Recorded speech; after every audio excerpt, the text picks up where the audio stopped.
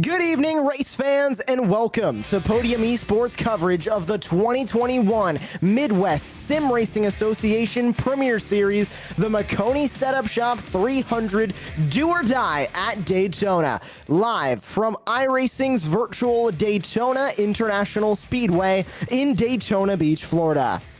I'm your host, Joshua Lee. Alongside me in the commentary booth is Jacob Hitz, with our producer, Gary Sexton, down in the virtual production trailer, using cameras provided by Dougie Beard.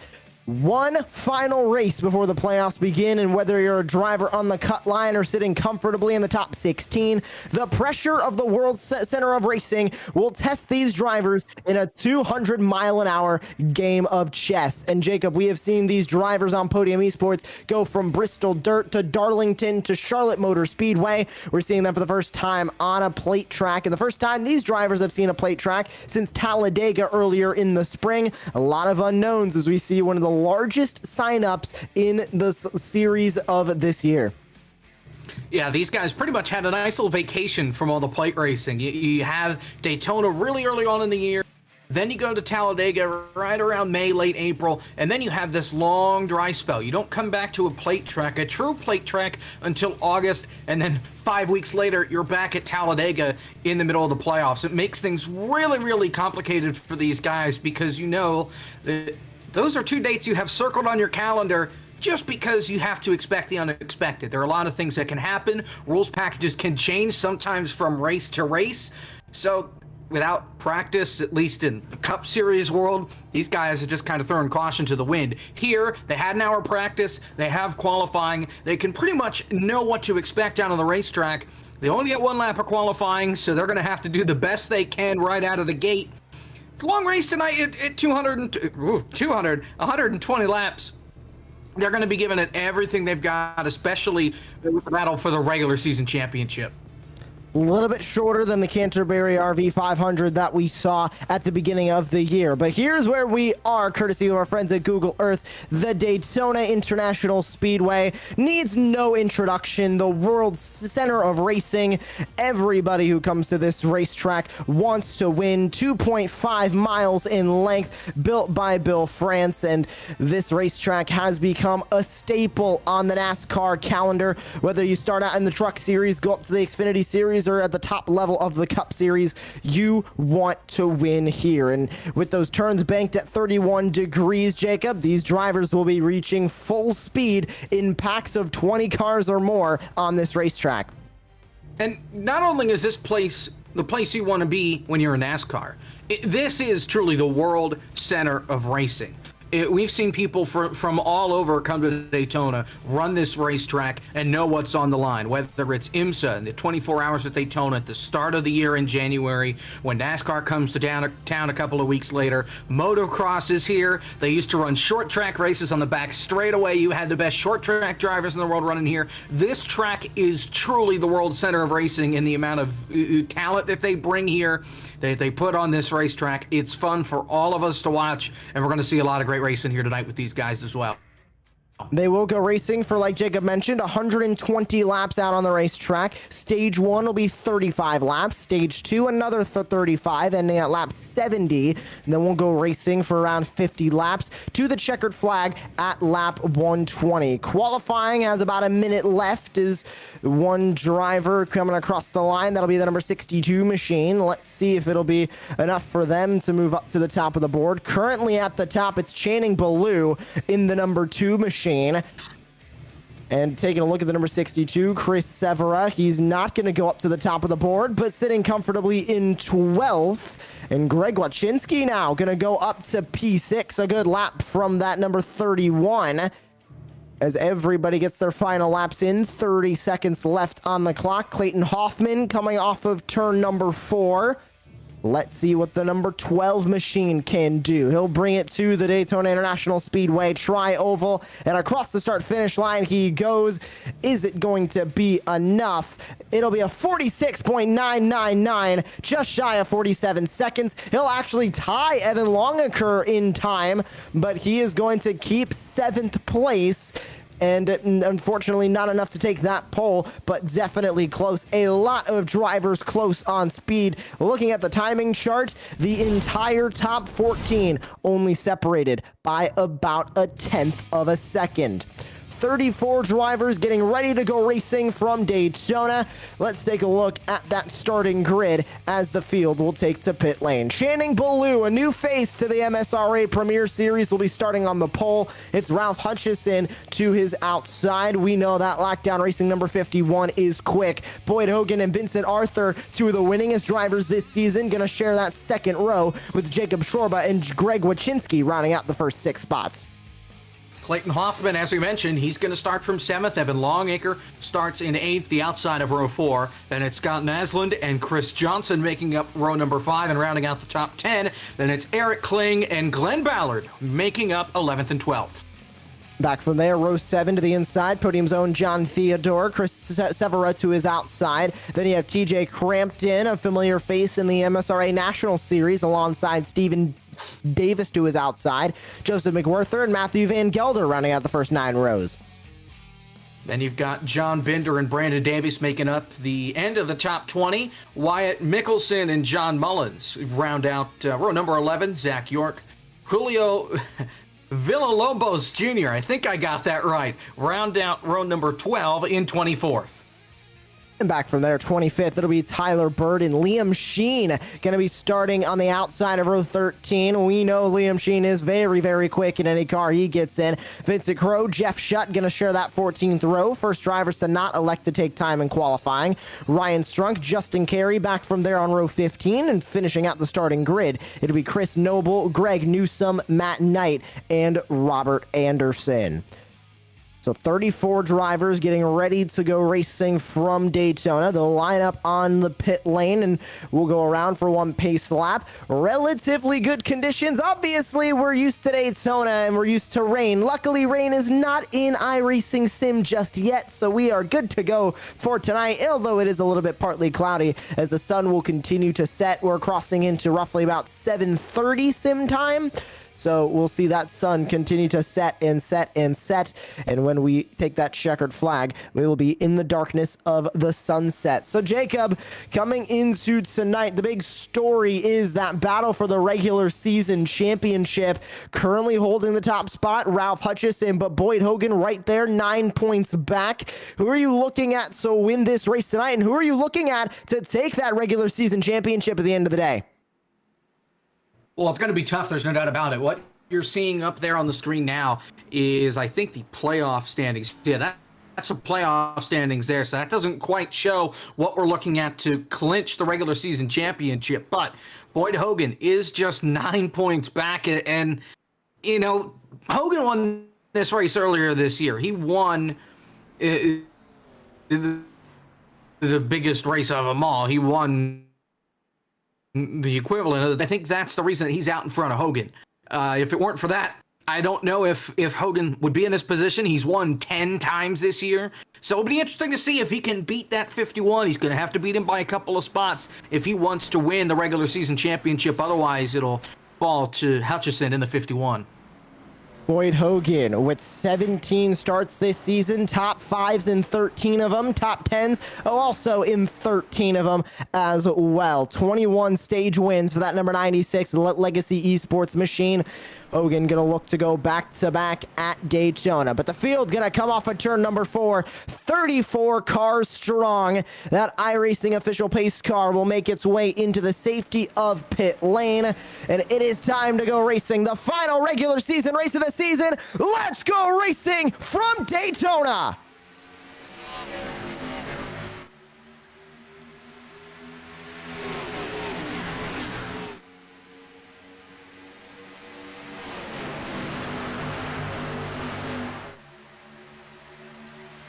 Already starting to shuffle around and already starting to see two cars, trying to work that outside line. That's Hutchison with Vincent Arthur tucked up behind him. Already experimenting with 3 wide, a little bit further back in the pack, all the way up on the outside line. That's the 81 of Glenn Ballard trying to fall off as the field goes to 3. And Ballard, I think, just trying to give everybody as much room as they can. Let these guys ride it out. We've got 120 laps on the board. They don't need to race like it's the last lap quite yet. They've got a long way to go, but I tell you what, Channing Blue, he's going to come down and lead this first lap. Great start for the number 2, trying to lead out in front. Most of the cars now moving down to the bottom line, but we're still seeing a handful of drivers experiment with the top line. Most notably, Vincent Arthur is up there. Steven Davis is in there in the podium colors. Gem Esports' Matthew Van Gelder up there as well in the number 16. 3 cars strong on the outside. Make that around 6 cars strong. Make that 7, actually. Now back to 6 as Van Gelder pulls down to the bottom, but the 91 of Brandon Davis going to join him on the outside line. John Theodore joins him up there as well. Ballard's there along with Julio Villalobos Jr., but a huge gap now forming in between these 2 packs. Top 5 breakaway, that's Baloo, Hogan, Shorba, Hutchison, and Wachinski. You have to go back roughly about 8/10 to find Clayton Hoffman in the 12, leading pack number 2. Yeah, these guys are way back there, and it just keeps falling further and further back single file. This second pack has really strung out. The top side is non-existent at this point. It's single file for about the first 11, 12 spots, but this top 5, Baloo, Hogan, Shorba, Hutchison, and Wachinski, they are gone compared to everybody else. Almost a full second between Wachinski and Hoffman, who's in 6th. We'll see how much they can close in, and now everybody except for Villalobos towards the back gonna go to the bottom of the racetrack. We have 1 main pack at the front. That is your top 5. Then we have another group of 5, Hoffman, Sivera, Johnson, Van Gelder, and Arthur. Then you go back another about 7/10, and you find the leader of pack number 3. That is Steven Davis, and the largest pack there from 11th on back. He has Longaker behind him, Noslin, Kling, and Crampton there with him as well, and everybody snakes down the back straight away. Now to the outside, trying to dump Steven Davis is Evan Longaker in the 95. That is 2 Great Lakes Motorsports drivers on the outside line, trying to dump the 92, and it works. They're going to have multiple cars go with them to the outside. Kling will go with them. Crampton goes, McWhorther goes, and more as they'll dump Steven Davis close to the back. Luckily, he's going to find his teammate and brother Brandon Davis in the 91. Yeah, but he's way off speed compared to his brother. So these guys have to be careful when they make these moves. Part of that second pack caught up with the lead pack, though. Clayton Hoffman has caught the top 5, and I tell you what, we're gonna have a pass for the lead because Baloo, he just pulled off to the apron. I think he said, you know what, I'm bored, I'll see you guys in a bit. He's gonna drop to the tail end of this lead pack, if not fall back to the clutches of the second pack. So he led a couple laps and he said, it's enough for me, I'll see you boys later. So Baloo goes to the back of the field, and I find this interesting, Jacob, because we usually talk about plate tracks. We talk about drivers wanting to be safe. We talk about the debate between staying up front or dropping to the back. Baloo dropping now to P number 10. He'll go to the front of, I believe, the 3rd line now that has formed up. Well, maybe the 2nd. That front line has caught the 2nd line now. So it really is 1 line up at the front, then a 2nd, then a 3rd, a large one. But Baloo dropping to the back seems like an interesting strategy. I don't know if it's necessarily going to be the best because that back line seems to be the one that is the most racy right now and the ones that are going 2x2.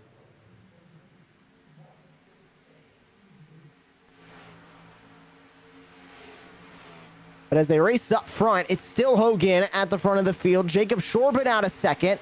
Hutchison to 3rd. And trying to hold that spot away as Wachinski sits from 4th, Hoffman in 5th as they all work back to turn number 1. 6 laps behind us, we go on to lap number 7 as Baloo continues to fall to the back of the field.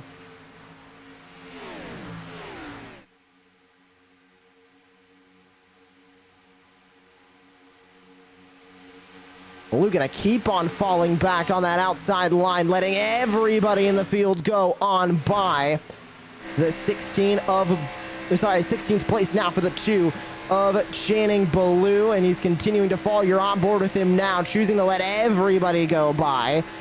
Notable drivers that also are on this strategy. Glenn Ballard's back there. Justin Carey had an issue. He's about 12 seconds off the pace, but they're side by side in this bottom pack. and they're going to stay like that for the moment, but Baloo might have a bit of help coming to his back bumper. Ryan Shrunk going to join him, along with the number 53 of Chris Noble. Greg Newsom there as well. They're going to let Baloo go on by them. They'll pull back down into the bottom line, and that pretty much puts the entire field now single file on the bottom of the racetrack. And as I say that, to the outside goes the 08 of Vincent Crow. He's going to look for 24th off of the number 42 of Jeff Shutt. And he is not going to be able to complete that pass. He's got the help behind him, but the inside line doesn't seem too strong right now. Or the outside line doesn't seem too strong right now, Jacob. But as I say that, Shutt's now going to move up to the top of the racetrack. Looks like we're starting to have some takers in that back line as one more hops up to the outside. Yeah, they're trying and trying and trying as best they can to get this outside line to work. It just hasn't worked yet at all. The inside line has really been dominant since the drop of the green flag, and nobody has the patience to hold up on that outside line. It's either you go up there, and it doesn't work, you fall to the back, and if it doesn't work, you just go back to the bottom and carry on like you didn't even try it. So yeah, that's going to make things really difficult when we get to the end of this race, because if they can't get the outside line to work now, we're going to be sitting single file late in the going. As they work on past the stripe, this back line still deciding to race it out. Remember that stage 1 break will be coming at lap number 35, so we are just roughly about 26 laps until that point. And Boyd Hogan leads the way. We know Hogan is fast, that Legacy Esports machine staying up at the front. And now, Jacob, he won the opening round of this season, a full 500-mile length race here at the Daytona International Speedway, and he was able to get that win and a dominant performance as well from the 96. I'm expecting a bit of the same today, but I also would not be surprised if we see a lot of drivers try to make their way around Boyd Hogan because they want this win at the World Center of Racing as well. Yeah, it's going to be a battle just to get by Boyd Hogan. If they can get Hogan out of the way, it's going to be a race, I think. But with Hogan out in front again, he's won 10 races. He won this race earlier this year. I think he's the cat to beat, especially when he's out in front. He's going to stay out front. If he falls back, he's going to find a way to get to the front, but it's not going to be an easy road for him, especially since it's just a conga line on the bottom of the racetrack. The conga line is right, but I do not hear any music, Jacob, so it is much more intense than a normal cruise ship conga line that people might be used to seeing. You're on board with Hogan, looking out the back to Jacob Shorba. Hutchison there as well. Wachinski, Hoffman, your top 5 as everybody rides single file, bottom of the racetrack, buying their time as they continue to work onto lap number 12 now. The 64 of John Mullins now leads the outside line all the way back in the final pack. Zach York joins him up there. Ryan Strunk as well in the 77. The 23 of Greg Newsom's up there. The 53 of Chris Noble. The 74 of Matt Knight also deciding to run on that outside line. But they are not going very far as the 64 of John Mullins pulls back down to the bottom of the racetrack. And Jacob, that outside line fizzling out once again. Not sure if it's the lack of help up there or if it's just everybody wanting to run the bottom, but York's going to get a bit out of shape from a shot from the 77 of Ryan Strunk. That'll send York up the track, and the outside line now completely gone. Just want to update on our who was leading the race, Channing Blue. He's back in 30th on his own little island. Do you see this tandem all the way in the background? That's where he is right now. Him and Glenn Ballard are just sitting back there in 30th and 31st. Baloo started first, and he is in 30th, just 12 laps into this deal. He's pretty much taking a vacation. He's just going to ride around in the back and, you know, maybe try and carve his way up through the field later on. Clearly, stage points aren't as important to him if he thinks he can just ride around in the 30th here and keep that thing clean. 3 starts this season for Channing Ballou, 1 top 5, 1 top 10. He has led 27 laps before this point. So that Legacy Esports number 2 definitely has some speed. We'll see if it'll come in handy a little bit later on as we go up to the blimp cam, see the entire pack as they race through turns 3 and 4 at Daytona. It'll be 21 laps to go in stage number 1 for the Maconi Setup Shop 300 this time by. It's Boyd Hogan leading them at the line. And as they roar on past, Boyd Hogan this season, like we mentioned during the pre-show, 13 top 5s, 13 top 10s, a whopping 1,325 laps led this season, 71 playoff points, an average starting position of 3.71, and an average finishing position of 5.35. Jacob, the numbers say it all. Boyd Hogan is such a strong competitor, but his performances on the racetrack say that even more as he leads the way here at Daytona, a commanding lead at that, and is looking for his 11th win of the season to go 5 more than anybody else in the field. Second place to him is Vincent Arthur with 6. Yeah, I think it's basically been Vincent Archer carrying the torch when Boyd Hogan hasn't been here, I think is what we've seen thus far. I mean, in all 17 races that Boyd Hogan has run, he has led 87% of the laps that he has run. That is unbelievable. Nobody else is even close to that number. I think second on the list is the points leader, Ralph Hutchison, who has led 38% of the laps that he has run. Boyd Hogan has been dominant, and he's only run 17 races. They've had 25 races on the schedule at least. Hogan's run 17. As we got trouble and the caution's out, I think it's off 4 here. Yeah, 3 and 4. Stephen Davis gets turned around. The 74 of Matt Knight gets turned around. A handful of other drivers involved in this one. First caution of the night comes about halfway through the stage. Let's take a look at this replay. It was coming through turns 3 and 4 for Stephen Davis. He just Jacob, lost as we it. look at the replay, he did. He just lost the car in the middle of the corner, went down into the apron trying to save it. Shades of Kyle Busch. He wasn't able to save it. He made contact with the 42. There's the spin. There's the contact. He sends the 42 into the wall. The 77 with damage, and it looked like a handful of other drivers either getting some small damage or barely avoiding it.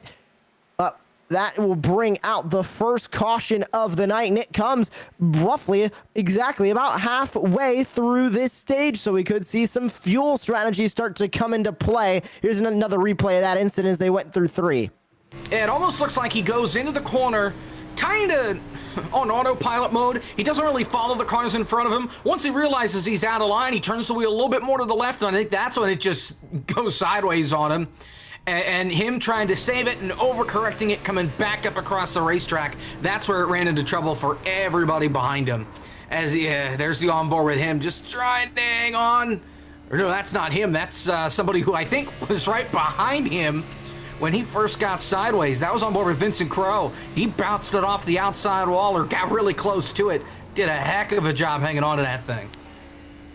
And he was able to hold on to it. No damage for the 08 of Vincent Crowe that we can see. And that is going to put us back live here from the Daytona International Speedway. Let's see if we have any takers down into the pit lane with this first caution. Is anybody going to elect to take any tires or fuel? Let's find out. Looks like nobody is going to be willing to do it just yet. Everybody at the front of the field staying out on the racetrack.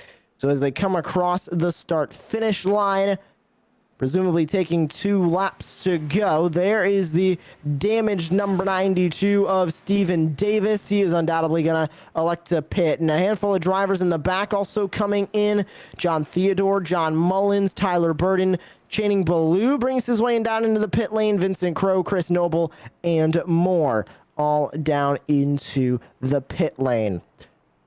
So as we work our way into the caution period here, middle way of the stage, we're going to look to interview Stephen Davis, the driver of the number 92. First caution of the night is from his spin, and he'll go standing by with Jacob Hitz. Steven, what happened? It just looked, well, I'll let you explain what happened there to bring out that first caution. Yeah, I was trying to go up a little high a little bit and got a little loose there, and the car just spun. I've been trying to figure out what's been going on wrong with this car. Falling back, I don't understand what was going on, and well, I don't think my car will be able to keep hold of the rest of the race, so I think I'm going to be spotting my teammates here. That was going to be my question, if you could make it the rest of the way. No fast repairs, and the front end of that thing does look pretty torn up. So sorry about your night, but we will see you coming up in the weeks ahead, and best of luck to you through the rest of the year. Yep, look forward to it. Thank you, guys. There is Steven Davis, and of course, where is he at in the points? He is 11th right now based on the playoff standings, so he is in the playoffs. He has a chance to run for the championship. This is the last regular season race, so this will set the grid. Ben Myatt is the last one. He's the one on the cut line. 81 points to the good coming into tonight, but if somebody were to win, I think that would bump him and get somebody else in. That all depends if Vincent Crowe goes to victory lane, Glenn Ballard, Greg Wachinski, Jeff Shutt, Channing Ballou has an opportunity to make the playoffs in that number 2 machine if he walks away with a win. And that cutoff is the top 25 for drivers eligible for the playoffs. So David Santini, TJ Crampton, and Matt White all are uneligible. The only driver mattering there is TJ Crampton, as he is the only driver out of those 3 starting this race here tonight. Field 2x2, lights out on the iRacing pace car. Will be going back to green this time by from Daytona. It'll be 15 laps to go in stage number 1. As we continue here with stage number 1, we would like to thank a sponsor that helps put on the event tonight here on Podium Esports, and that is FSM Customs. FSM Customs offers custom button box builds for sim racers across different disciplines of racing. In addition to boxes, FSM also offers custom decals to customize your rig even more. Flip the switch on your sim rig and check out FSM Customs on Facebook. Field working their way through turn 4, and they'll come back to the front straightaway. Sun continuing to set as we cross over into 7:47 in sim time. The sun continues to set on tonight's Maconi Setup Shop 300 do or die from Daytona, and the green flag is back out. 15 to go in stage 1. Boyd Hogan gonna lead the field into turn 1. The 30 of Jacob Shorba, who is outside as they'll drag race getting up to speed. Trouble front straightaway. We've got multiple cars around. Channing Ballou is one of them. Got another one on pit road. Tyler Burden, he got sideways. Caution flags out. The rest of the field did not get going on that restart. And in the back of the field, they were running into each other and crashing through the grass. A huge stack up, looking like it began somewhere around Ballard. Or sorry, that's Joseph McWhorter in the 32. Yeah, it was just a handful of drivers that didn't go on the start. That led to them just slamming into each other. Looking like it started around Eric Kling. Vincent Arthur in the 24 was right in front of it. The 33 of Scott Nosland looked to be the one who maybe missed a shift and sent everybody behind him into each other's rear bumper. It stacked up around Zach York. That's where the spinning came from. But just a simple mistake like that, Jacob, and a restart at Daytona when everybody's already so close together can cause that.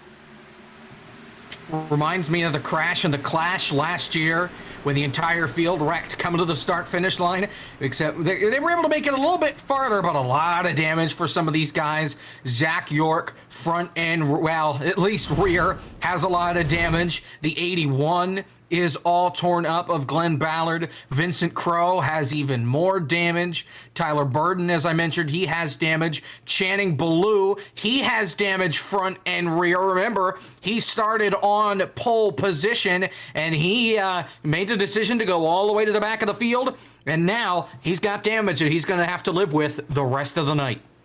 Oh, and that's damage to the front end as well, Jacob. We always talk about how front end damage, especially in the sim of iRacing, can lead to radiator damage, which then in turn leads to creeping engine temps. And you can see that rear end damage as well. Could have some aerodynamic damage on that 2 machine also.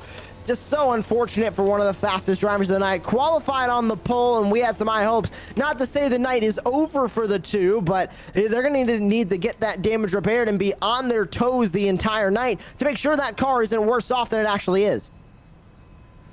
Yeah, they can't run with too much damage for too long. Yeah, you've got the stage brakes in there, but still, you can get lapped in a hurry here at Daytona if you're off pace and you aren't in the draft. Baloo just got to his pit box. Pace cars just come off of turn number 2, so he has some time in the box. We'll see how long he has to sit in the box and wait for wait for the damage to be fixed. But when he idles the race car, his RPM is down. When you idle, you're at 2,000. When your car is healthy, he's at 1972, so he is down on power on that number 2 car. So unfortunate for the 2 of Channing. Baloo had an opportunity to make it into the playoffs. Coming into today, only 3 starts, and he had a single top 5 and a single top 10 out of those 3 starts.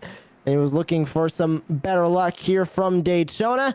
Unfortunately, not going to be able to do that tonight. But as we go back under the yellow flag, second time today and second time here in stage number 1, we would like to thank Shorba's Racing Graphics. SRG offers great services at affordable prices with iRacing paints, logos, numbers, and even t-shirts. $5 from each sale are donated to the Midwest Sim Racing Association End of Season Prize Fund. Visit them on Facebook at Shorba's Racing Graphics. As we go back under the yellow flag, and 1 to go now before we go back to green. Jacob, that restart might make a couple of drivers towards the back a little bit scared now on this restart, but the way they were racing on that first run of the night, I don't think they're going to be aggressive for too long. Everybody's single filed out on the bottom line relatively quickly, and everybody just saving what they have for that last stretch to the finish in stage 3. We'll have to wait and see if anybody cares about stage points here. Yeah, it's the last race of the year, so it may not matter a ton. Maybe to Ralph Hutchison, maybe to Boyd Hogan. We've got 11 to go in the stage here on the restart. So we'll see if things get antsy for the stage win, but otherwise, I think you're right. They're going to be saving their stuff for the end of the race, not the end of the stages. Ready to go back to racing.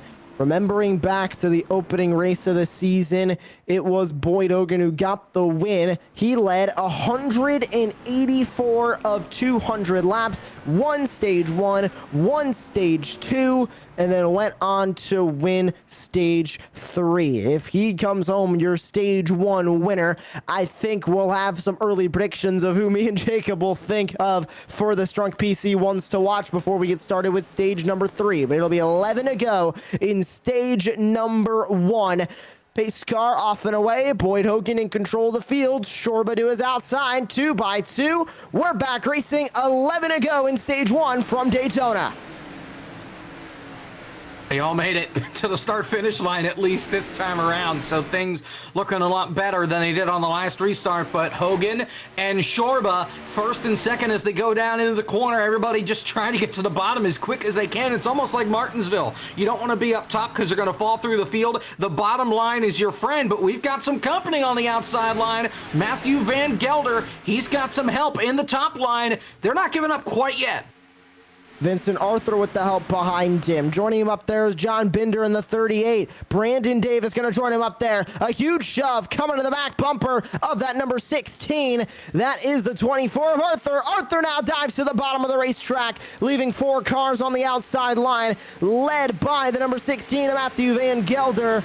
Still up there, it's Binder. Davis is up there as well. Towards the end of that pack, it's Julio Villalobos Jr., but Vincent Arthur with a harsh move to the bottom leaves those 4 cars out to dry. And as they try and blend in, that was Julio Villalobos Jr. almost making contact there.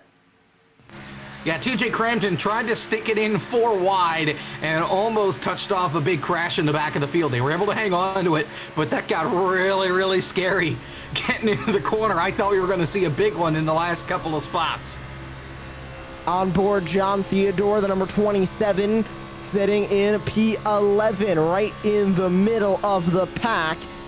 Looking onto the back bumper of Eric Kling in the number 52. Crossing over to lap number 27, put 26 behind us. And you can see just how close these drivers are running here. Jacob, this super speedway package that we have here in iRacing, still fairly new, came onto the scene in 2019, but it is so much different from the old restrictor plate package. Gone is that bubble of air in between each car. Now you can suck up to the back bumper so easily, and Arthur now going to move to the outside. The 95 of Evan Longeker went to join him, but he'll move back to the bottom.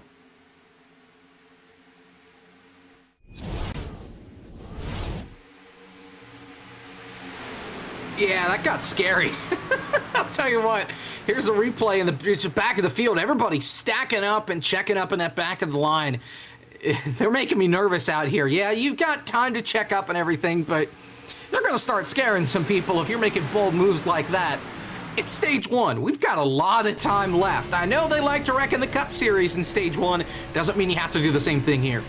Oh my, the 11 got so loose on the bottom. That was Chris Johnson. Barely able to hold on to that race car. He does so. We stay green, and he'll keep his P7 on the racetrack right now. As now the entire field, one line, bottom of the racetrack, split up into 2 packs. Tail end of this pack in the front is 19th place Matthew Van Gelder.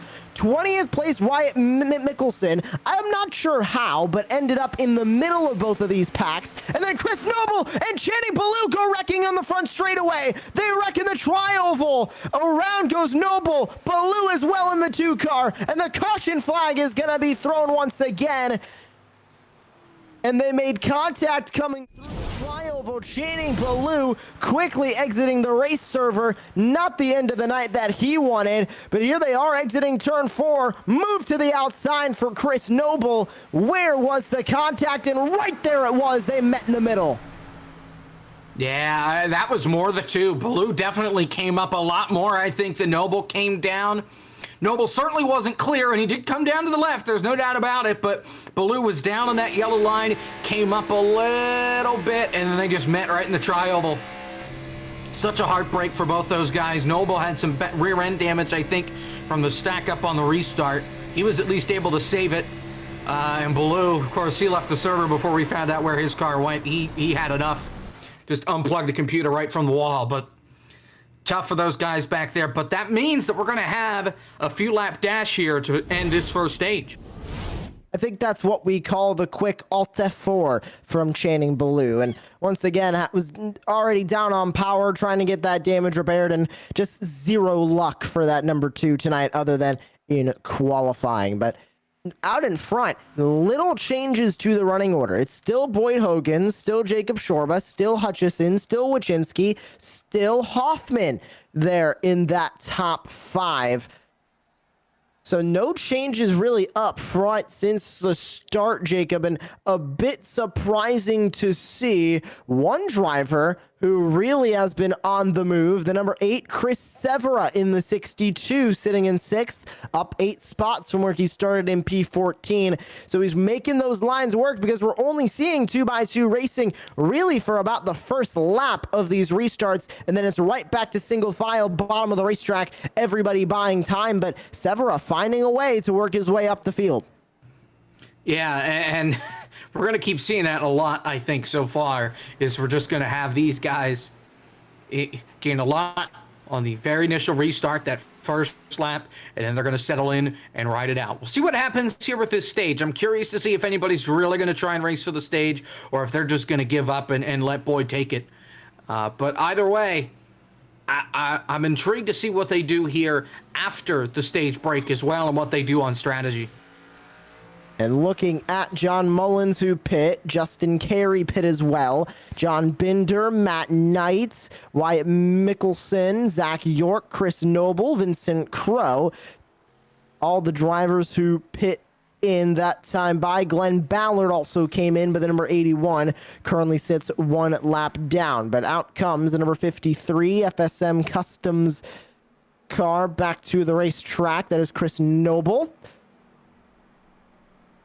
And Hogan still leading at the front of this field. We would like to thank HutchCo for their proud partnership with the MSRA. They have been proudly serving the Northeastern Colorado community since 1999, pouring the foundations of countless homes and shops. The MSRA commemorates their service as their business ends operations. HutchCo has long desired to be involved in racing and has joined the Premier Series to fulfill that dream. Thanks to HutchCo for their service. Grabbing the one to go signal this time by, it's Boyd Hogan at the front of the field, Jacob Shorba in second, Ralph Hutchison, Greg Wachinski, Clayton Hoffman, that top five. We'll be going back to green with only 3 laps to go in stage number 1. And Jacob, you mentioned a mad dash to the end of this stage. I think that's a bit of an understatement. It's going to be 3 laps. And how willing are these drivers to race for those 10 stage points given out to the top 10? I mean, really, we're just going to have to wait and find out. With how they've raced so far, I don't think there's going to be much of an urgency for those stage points.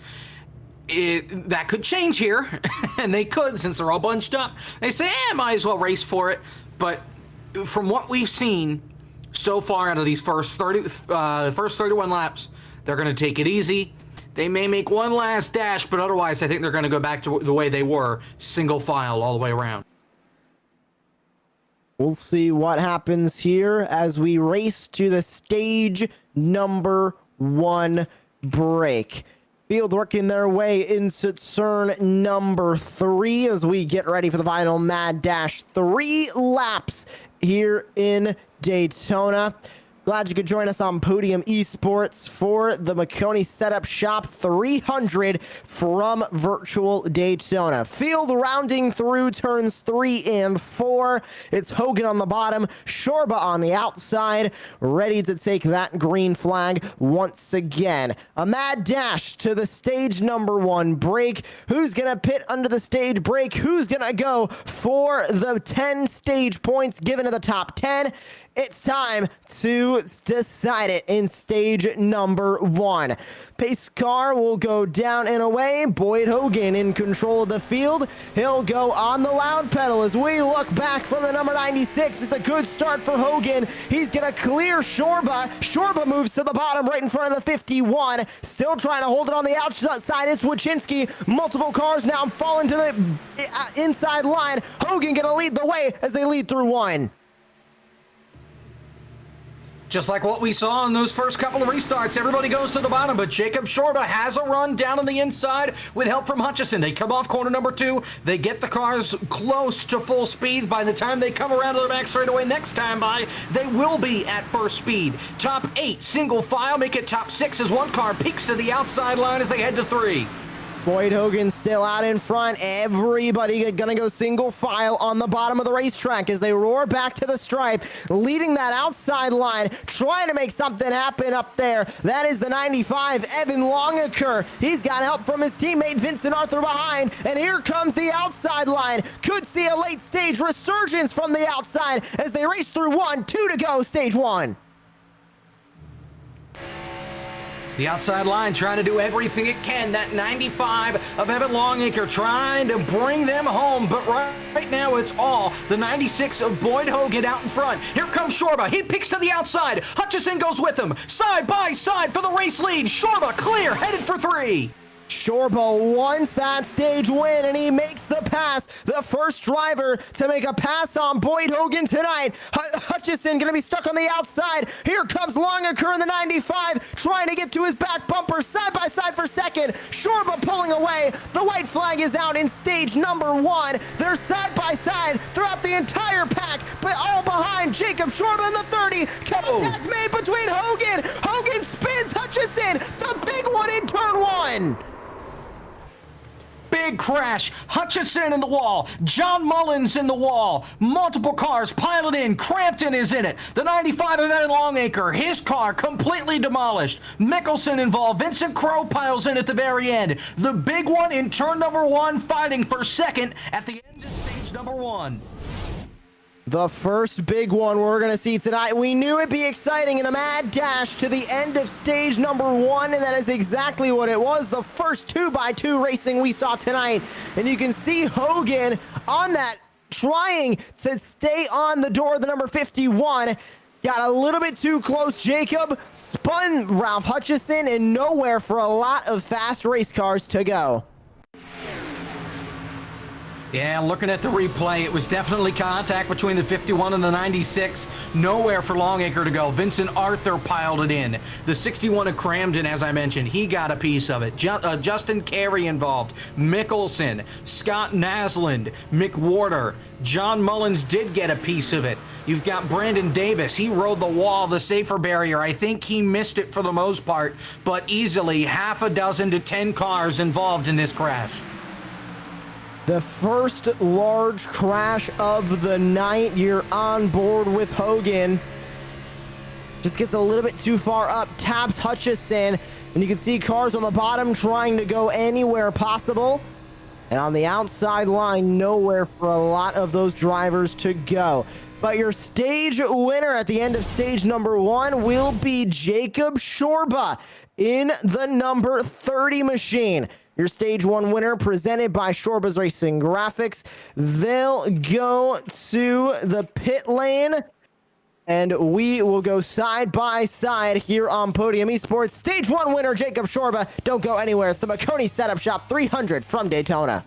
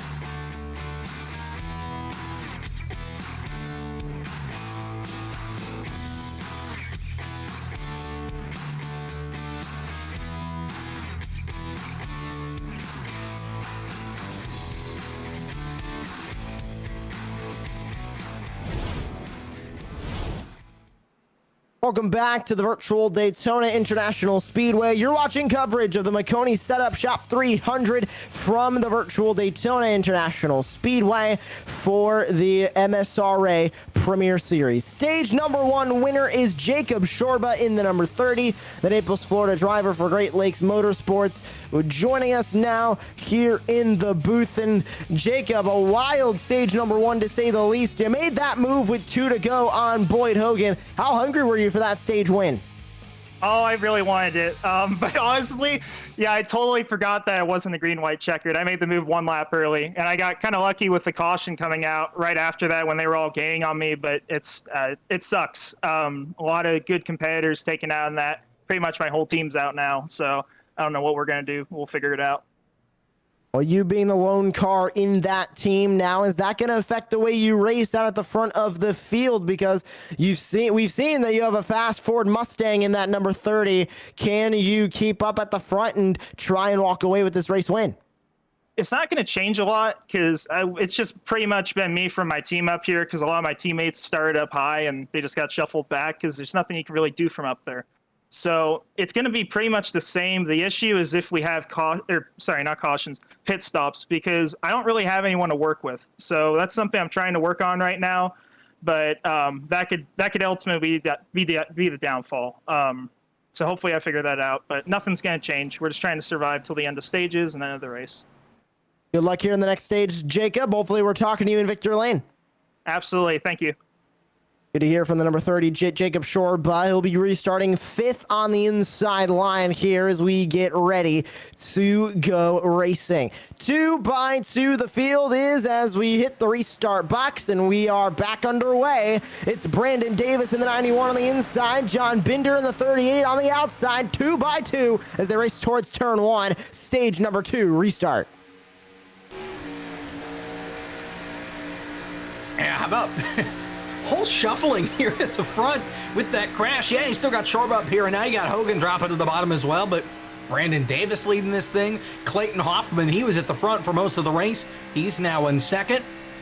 Good to see a podium car leading this thing, though, as they head down towards turn number 3.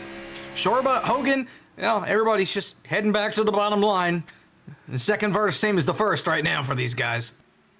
Making sure, of course, we get that podium car right in the center of the frame at the front of the field.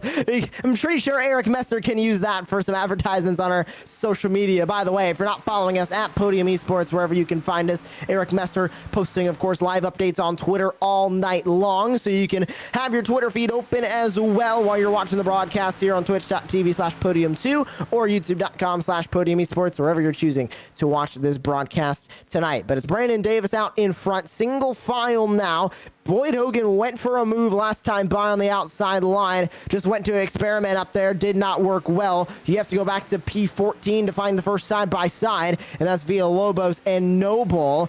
As the pack is pretty much broken up back from there, that wreck definitely taking the wind out of a lot of drivers' sails. We now only have roughly about 17 cars in the lead pack here, only about 13 up at the front of this field. So Jacob now basically cutting the field more than in half after that big wreck. We could see an unexpected winner. Really, the only consistent winning drivers we have up front now is Boyd Hogan in 4th place, and I'd throw Jacob Shorba in there as well, even though he's winless this season, currently 3rd in the regular season standings and running 3rd on the track. But I think an unexpected winner could be insanely probable, especially because it's already probable whenever we come to a plate track.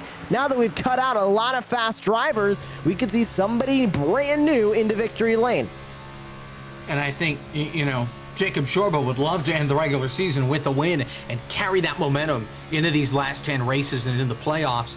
We'll have to see if he can get it done. Of course, Boyd Hogan is just, okay, yeah, it's another win in the bank. But for everybody else, it's going to mean a heck of a lot more, especially for somebody like Jacob Shorba, who's looking to carry momentum into the playoffs. This is a great place to do it by going to victory lane at the World Center of Racing. And we're on board now with Hogan, looking back on the number 27 of John Theodore. Theodore, another one of those drivers like Ralph Hutchison, like Brandon and Steven Davis, making a lot of starts this season. 21 total starts this season for that number 27 Diamond Hands racing machine. 3 top 5s, 13 top 10s with 16 top 10 stage finishes and leading 7 laps this season. A good season for John Theodore. And Jacob, like we just touched on, another one of those drivers who could be an unexpected winner in the victory lane at the end of this race. He's running in 5th right now, showing some speed in the number 27. And just about everybody left in this main pack would be an interesting winner this season. There's no doubt about it. Minder, Mullins, Severa, Kling, anybody in this top 10 that wins this race would certainly be a surprise, with the exception of Boyd Hogan in the 96. It's 9 versus 1 right now. Of course, do need to mention, usually the Diamond Hands Racing drivers would be in a pair on the racetrack, but one of those drivers is in the booth with us tonight, Gary Sexton, producing the show for us here on Podium Esports. So not on the racetrack. I said he got promoted to a broadcaster earlier on before we started this broadcast, but glad to have Gary with us in the virtual production trailer and watching his teammate John Theodore down there on the track running in P number 5. I want to talk about the number 77, Orion Strunk here a moment, Jacob, because Strunk's another one of those drivers. We've seen him a good bit here on Podium Esports in this series. 25 starts this season, 13 top 10s, 21 top 10 stage finishes, and he is looking good in that FSM racing machine. But he was one of the drivers that almost got caught up, and I believe 2 wrecks tonight, still running up in this main pack and running up in 6th. Yeah, he's just kept that thing clean pretty much from the drop of the green flag. And, you know, he started, I'm looking at the wrong guy, Strunk. He started way in the back. He started 29th. He's gained almost 24 spots since the drop of the green flag. He's looking really good out there now. Now that the field's kind of been cut in half, he was able to avoid the big wrecks, keep that thing clean. And if he's able to keep it up the rest of the way, I think he's somebody to keep an eye on for a dark horse to win this race when things get wonky at the end of this deal. Field comes back across the start finish line, and we'll go on to lap number 46. 25 to go before the stage number 2 break. Field going to work their way past the lap machines of Ralph Hutchison and Scott Nosland, 22 and 23rd. And they'll fall right back down the order, go 1 lap down. 2 drivers that were involved in that last incident at the end of stage number 1. Working up front, almost trying to go 2 by 2 there for a moment. And they'll stay single file now in this lead pack, and now definitely trying to go 2 by 2. Going to the outside, that'll be the 38 of John Binder looking for a spot on Mullins. Has help from McWhirter behind, as from 9th place on back, they're starting to jump up to the outside line. Let's see if they can make a run to the lead. Now leading the way on the outside, it's Eric Kling. And here comes Boyd Hogan. He's looking in his mirror, seeing the guys are jumping to the outside line, and he's considering it. He jumped up to the high side. John Theodore is going to go up with him here down the back straightaway. We've got 4 cars up on the high side now. Hogan, he abandons it. He goes back down to the low side, and the outside line is going to crumble as a result. That outside line went from about 5 cars to 6 cars, then right back down to 3. Hogan's going to jump back up there. Looks like he might see something in that outside line, but it's not going to be enough. He falls right back to the front tailgate of John Theodore, and down to the inside goes Strunk, and it looks like Hogan's going to look back down to the inside, and so is Theodore. So very quickly that line fizzled out, but now Jacob Hogan's down in P8 as they go by a lapped machine. That is the number 21 going by on the outside of Justin Carey. Now Hogan is down in P8. He's got to start thinking about how he's going to get back up to the front if he wants to win this next stage. The only good news for Boyd is the fact that the guy he's battling for the championship with, the regular season championship, Hutchison, was involved in that accident and is so far down that unless Hogan wrecks, he's got this under lock and key here. He's going to win the regular season championship at this point. It was a 9-point gap coming into tonight. So Boyd Hogan, he's just got to keep the thing clean, and it's his. If he makes a mistake, puts it in the wall, gives himself damage, that'll add another layer of complexity to this deal. If he's able to keep it clean, he's got it under lock and key. So back up to the outside goes Hogan. Rather interesting to see the number 52 running with him up there on the outside line as they start to shuffle a little bit. Theodore running at the back of that line. He's going to decide against it. Pulls down to the bottom. But still helping in that outside line is the 52 of Eric Kling. Hogan leads the way up there, but he's going to lose 1, 2, 3 positions. Not going to go anywhere on that outside line. Trying to use a bit of drafting help from Matthew Van Gelder up in front of him. That Gem Esports machine. Not going to help him too much as that top 5 will remain the same. The outside line can't make anything work just yet. They'll come across the line this time by 20 to go in the stage. Desperation, definitely not starting to set in yet, Jacob, but I do think Boyd Hogan is starting to think this outside line doesn't do something soon. I'm going to miss out on this stage 2 win. Well, and he could also be trying to put together a strategy for the end of this race, too. If he finds himself further down through the order, he might be running through his head, well, how in the world am I going to get by these guys and have a shot to win this race? I think he's learning the hard way right now that outside line, it ain't working. Even when you got 4 or 5 guys lined up top, you're not going very far. In fact, you're probably going to go backwards.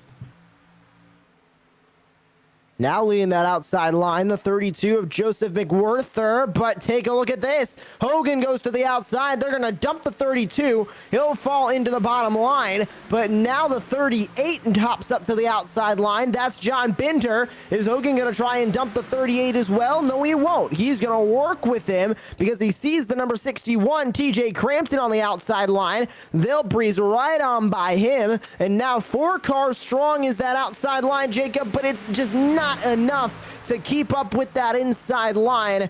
They'll get up, they'll reach 4th place. Here comes to the outside Jacob Shorba, now 5 cars strong. We're looking a bit more even. We could see a battle for the lead.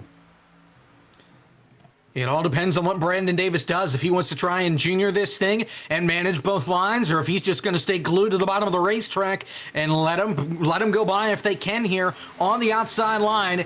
Here comes Shorba side by side, has an edge going into 3. I think Shorba might have the better car. We'll see what Davis can do on the bottom. Davis pulls back ahead. Here we go. Side by side for the race lead from Daytona. Shorba's clear of Davis. He'll move down to the bottom line.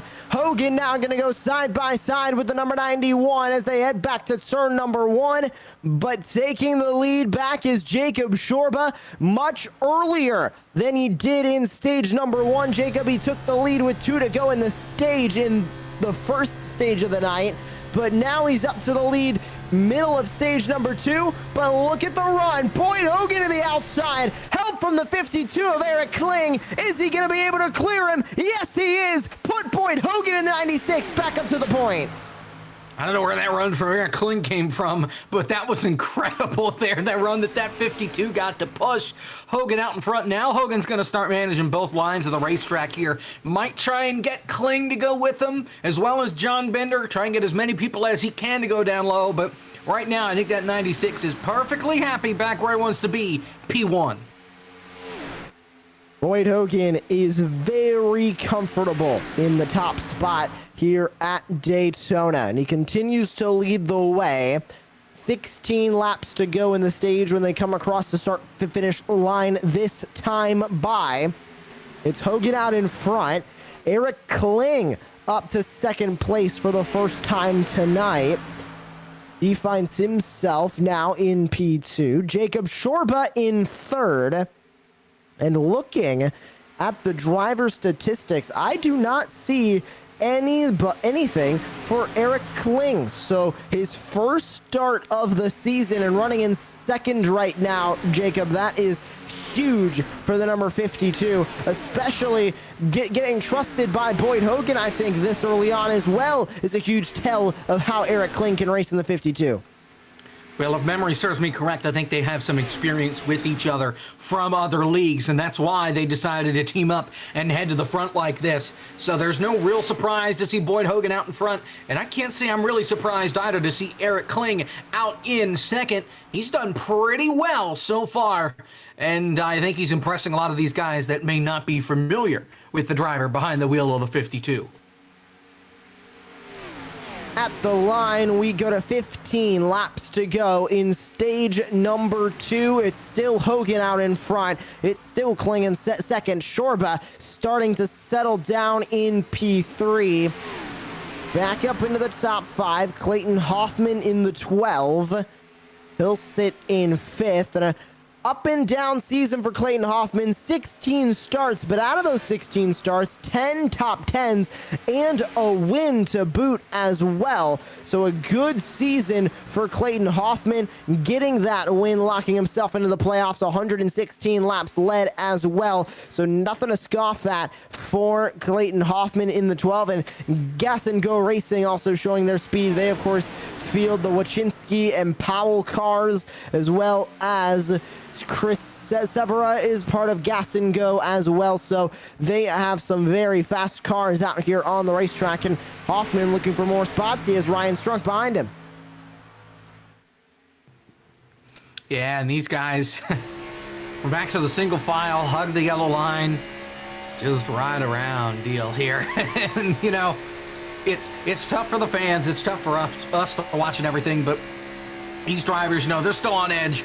We saw earlier that some of these guys are out of control when they don't run the line right. They're going to be out of control, and you know, could cause a crash. But for right now, we're just riding right now. And I think it's safe to say, Jacob, these drivers just now trying to save their stuff towards the end. They know they can't win the race right here. They might start to get aggressive for this stage win. We saw the 77 Ryan Strunk go back a little bit to try and get a run. Didn't work. Here comes Brandon Davis in the 91 to try and get a run on the 30 at Jacob Shorba in front of him. But they're just buying their time, making sure they have a car to race at the end, because ultimately that's the most important thing. If they can race for that checkered flag, stage wins don't mean anything other than a real win. That is true. I mean, there's no doubt about it. So, you know, Boyd Hogan may want this stage win, but I think he's going to want to hold on to the lead a lot longer than just until lap 70. They'll go by the number 23 up on the top of the racetrack. That is Greg Newsom. That'll put everybody 17th on back, at least one lap down. The 16 of Matt Knight in the 74. Now going to be the next victim from Boyd Hogan to be put one lap down. But top 16 now on the lead lap. It's Hogan out in front. Kling and Shorba rounding out that top three that you can see at the top of our scoring. And with 11 to go in the stage, we're going to start to see if the aggression is going to come out from these drivers. Hogan leading the way. We saw him get aggressive in stage number one, Jacob, but it was Jacob Shorba who was able to get the win with a beautiful pass on the back straightaway. Thinking something similar is going to need to happen for the 52 and from the 30 for that matter if they want to get by Boyd Hogan, because we know he's going to make that car as wide as he possibly can. You're going to need to force your way around him. Yeah, the only way you're going to get by him is if you move him out of the way, send him down to the infield, send him on a pit road. Just get him out of the way is all you can really do to get by the driver of the 96. But, I mean, we saw that once you got him out of the lead, it was a hornet's nest up at the front because, you know, sure, Hogan's trying to get up to the front, but everybody else knows that now they've got a chance to get the lead.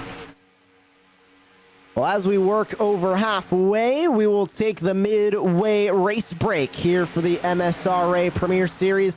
Of course, brought to you by iRacing. For more information on how to start your iRacing career, you can log on to iRacing.com.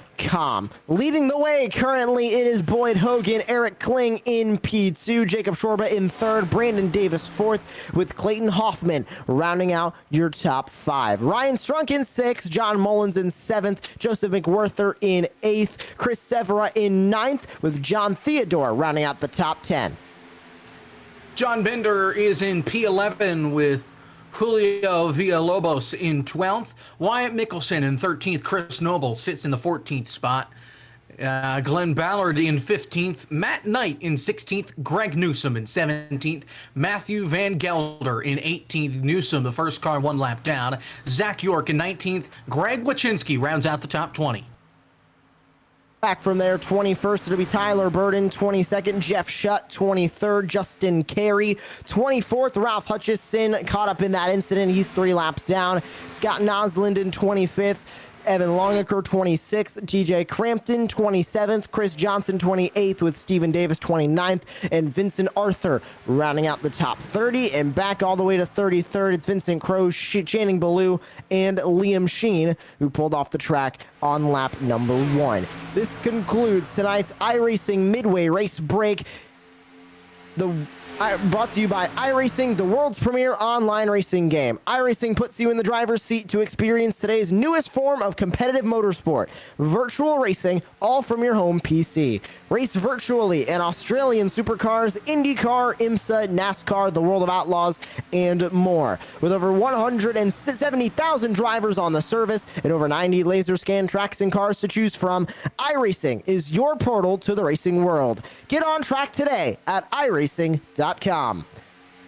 It'll cross over the start-finish line. It'll be 7 laps to go in stage number 2. In the field, the roars back into turn number 1. Jacob, it's still Boyd Hogan out in front. Nobody electing to step out. Yeah, not yet. Boyd Hogan got a little wide. They're getting into one, and I thought Kling might try and do something with it, but he's just too far back. He doesn't really have the opportunity to get underneath that 96 quite yet. So, you just got to wait and see here with what these guys can do. We had some contact. TJ Crampton got a little sideways here on the front straightaway. Or make that in turn 4 or in turn 3. Actually letting the pack go by. He gets hit and put up into the wall. He's able to hang on to it though, and that thing already looks like a modified, and he sits on pit road now, getting more service to that thing. I'm sure it was Wyatt Mickelson that made contact with them, but everybody is alive and well. 6 to go, 5.5 to go in the stage. Is anybody going to get the Boyd Hogan like we saw in that last restart? Or in that last end of the stage? Well, we are soon going to find out, because Hogan's going to lead the field back to 3. Wondering what Eric Kling is thinking, wondering what Jacob Shorba is thinking, wondering what Brandon Davis, Clayton Hoffman are thinking in this top 5. I think they're basically playing a 190-mile-an-hour game of chicken right now. Who's going to be the first to step out of line? Who's going to be the first to try and go for this lead? No change at the front as they race through turn 1. 5 to go here in stage number 2. Boyd Hogan leads. It's Eric Kling in second. Still nobody stepping out as they roar off 3. Well, we'll get you a map. That's turn 2, by the way, they came off of. But oh, sorry. Excuse me. Turn number 2, they exit. Now they're going into turn 3. There we go. Not quite Pocono, but nonetheless, it's still Boyd Hogan. Gotta wonder if Shorba's going to try and make a run. The only problem is I don't know who's going to go with him that's fast enough to push him out to the lead. We saw Eric Kling is really fast, and he was able to push Hogan out in front. Other than the 52, I don't know if there's anybody that's going to be able to push somebody to the front, especially to get by the guy leading this thing, the 96 of Boyd Hogan. Well, with 4 to go, and they race back to the super stretch. It looks like Shorba looking to the inside. There's a bit of an opening that keeps opening up there on the bottom line. If he can get a run down there, we could see Jacob Shorba try and move Eric Kling up the track, but it's going to be fairly risky. And as we go on board with the number 30, dropping back, maybe trying to get a run. You can see Hogan goes up about a lane on these straightaways. If these drivers are feeling aggressive, Jacob, that could lead to either an incident or Hogan losing the lead, because any opening these drivers are willing to take if they're feeling aggressive. Yeah, and it's a stage win. I don't know how aggressive these guys are going to be. And they're pretty strung out right now. I mean, you look at them, they're not all up under each other like they normally are when they're in the pack. They're pretty strung out when they're single file like this. I don't know if we're going to see any shot here, unless they're all laying back to try and build up a run here in these last 2 laps. I think it's Boyd Hogan's race to lose here, unless he just pulls over and parks it. It'll be 2 to go in stage 2 at the line. Nobody looking to make a move yet. John Mullins pulled out further back in the pack. Nobody going with him towards the back of this line, so they'll move back into line. Pit road entrance is closed by race control. 2 to go. Let's see if anybody is willing to make a move for this stage win. Hogan leads them to the super stretch. Hogan just trying to do everything he can here. We're at 2 to go, 1.5 to go. It's all Boyd Hogan right now down the back straightaway. Kling doesn't have anything. Shorba doesn't have anything. They may be trying to talk something over, put a run together, but right now, I think whatever they put together, Boyd Hogan's going to see in his mirror, and he's going to be able to block. Here they come to the white flag. White flag, 1 to go. Stage number 2 from the World Center of Racing. Is anybody going to step out, or will it be an easy stage 2 win for Boyd Hogan? You can remember back to the opening round of the season, the Canterbury RV 500. It was Boyd Hogan who won stage 1, 2, and the entire race. Here comes Shorba to the outside. Is he going to have help? Pulling up a little bit late is the 91 of Brandon Davis. Shorba's going to take him up on the offer. They look to the outside. Going to be too little too late, and as the field runs through turn 3, it's still Hogan at the front. Kling gonna get a run. Shorba gets a run. Shorba's gonna move out to the outside. Brandon Davis with the help, but it's gonna be too late. Boyd Hogan in the 96 is gonna walk away with the stage 2 victory. Shorba had a heck of a run, though. If he made that move a little bit earlier, I think they could have had a shot. They side-drafted Kling, and they were able to drag him backwards, and that really hurt Hogan's momentum because he didn't have any help. If they could have pulled that head into turn number 3, I think Shorba could have had a shot there. Shorba pulled that perfectly, just a little too late for that kind of move. But nonetheless, Boyd Hogan did everything right to get the stage win. Your stage number 2 winner, Boyd Hogan in the number 96, presented by HutchCo. HutchCo has been proudly serving the northeastern Colorado community since 1999, pouring the foundations of countless homes and shops. The MSRA commemorates their service as their business ends operations. HutchCo has long desired to be involved in racing and has joined the Premier Series to fulfill that dream. Thanks to HutchCo for their service. We'll take a quick break here on Podium Esports, but don't go anywhere. More from the Maconi Setup Shop 300 from the virtual Daytona International Speedway is coming up right after this.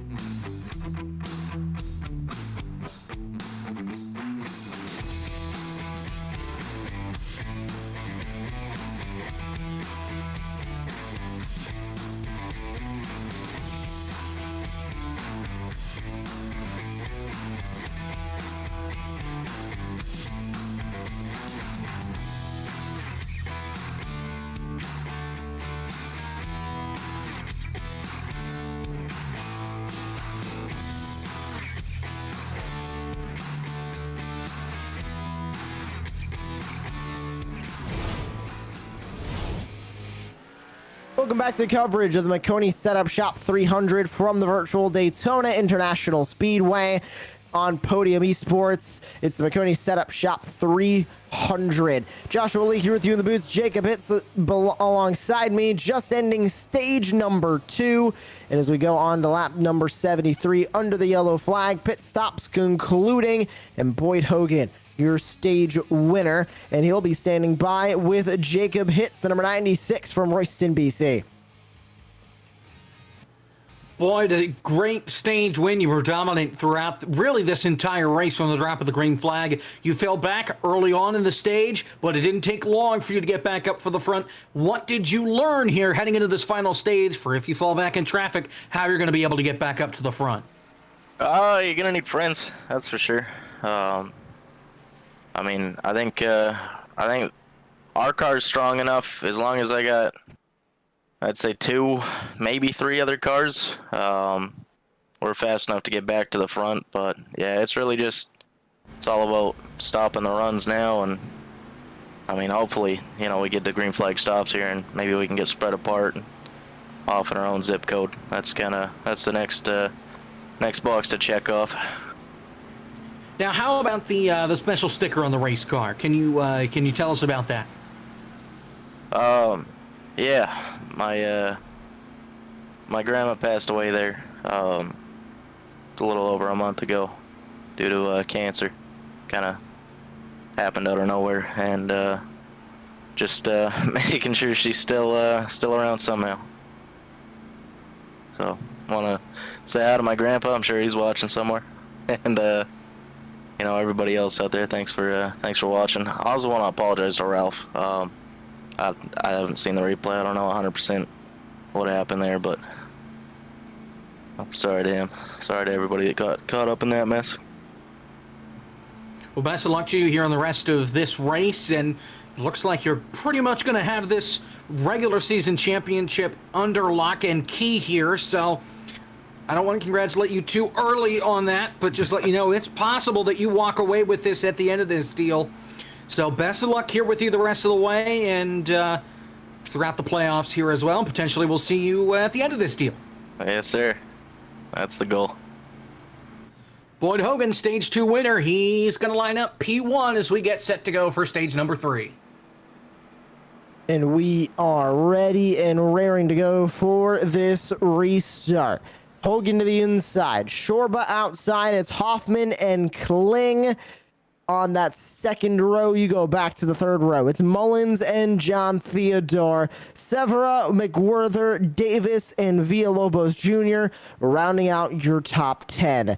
Pace car down and away. We are back racing onto lap number 75 of 120. Stage 3 from Daytona is underway.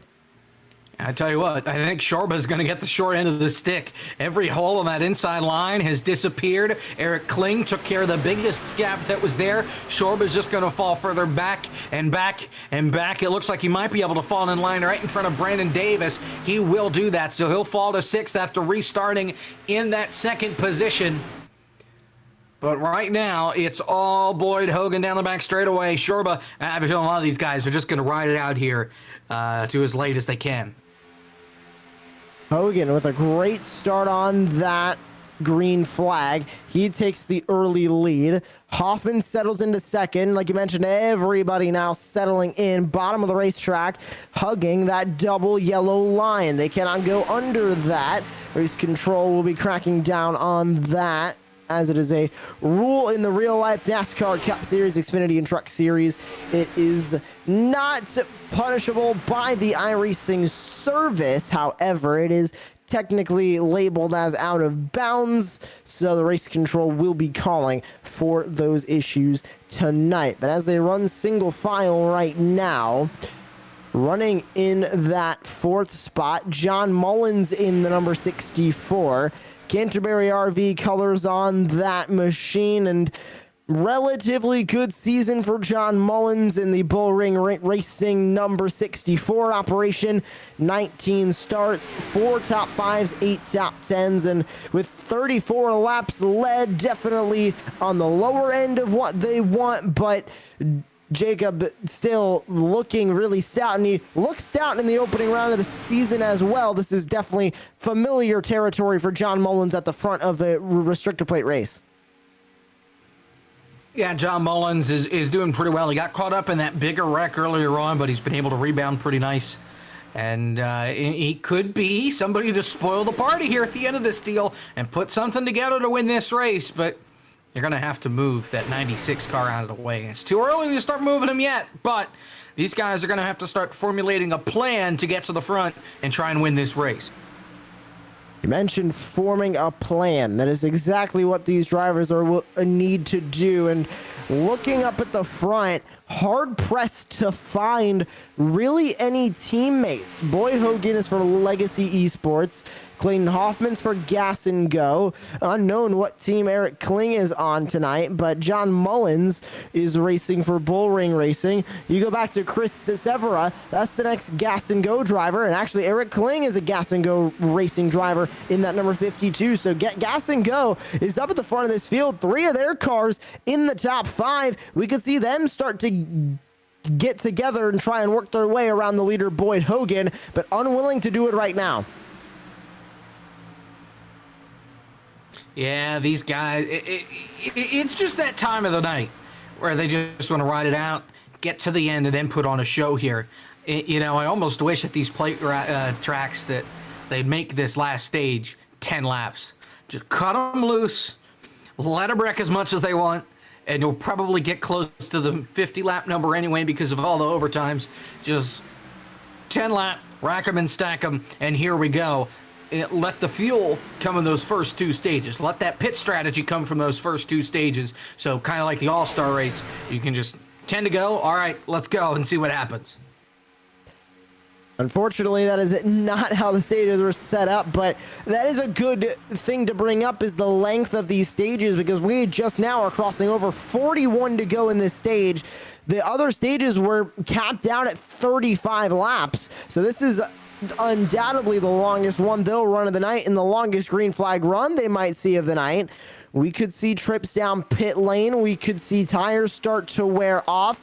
A little bit rare to see tires wear off so much under the night and in cool track temperatures, but it still is possible, Jacob. Just unexpected, really, what we're going to see in this final stage, because we have not run a long green flag run like this since stage number 2, which is only about 30 laps. Yeah, and we've got 40 to go here at the line. They are going to have to make a stop, whether it's under green or under yellow. You got to think that if they're inside 30 to go, they can make it to the end as long as they pit with inside 30 to go. Anything more than that, you got to be concerned about whether they can make it to the end. And if you pit right at 30 to go, you also have to be worried about green-white checkers and overtimes, because we can use them up in a hurry here at Daytona, and if we use them, that means that you may have to come back down to pit road for fuel, or you're going to have to save a lot of fuel to bank on some green-white checkered. So I think we're going to see these guys, instead of cutting the stage in half or anything, they're just going to let them run down to the end, pit, and then have plenty of fuel to make it through however many overtimes they need. Speaking of overtimes, we will have 3 green-white checkered attempts tonight to get a finish under green here from Daytona.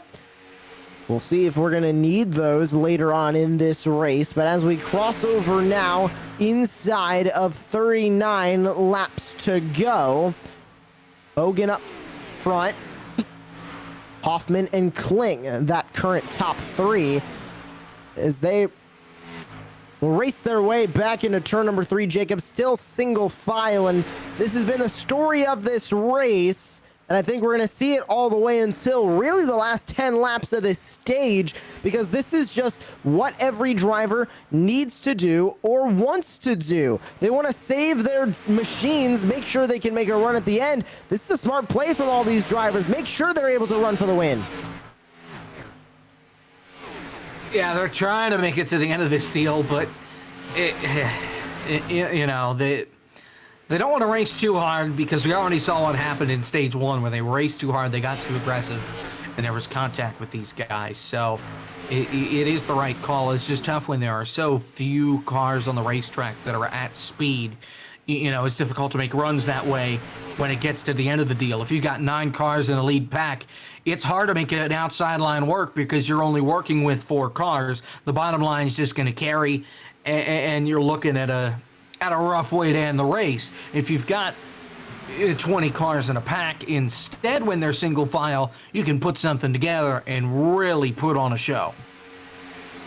Well, as we work our way through stage number 3, we would like to thank our producer, Gary Sexton. You can check out his streams at twitch.tv/DirtyAir13. Once again, that is twitch.tv/DirtyAir13. Caution. The caution flag is going to be out on the speedway. Turn 1. Incident somewhere. Turn number 1. Wojcinski looks to be around. Oh!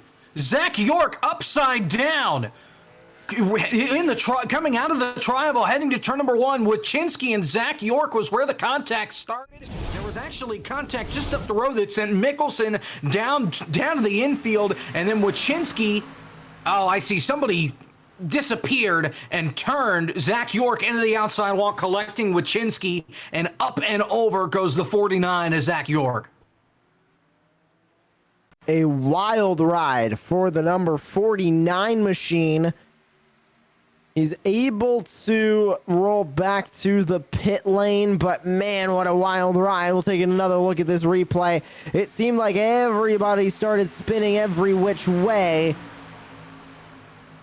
And York definitely getting the worst of that. There's the flip one more time. And a hard hit for the 31 as well. He definitely did not get out unscathed.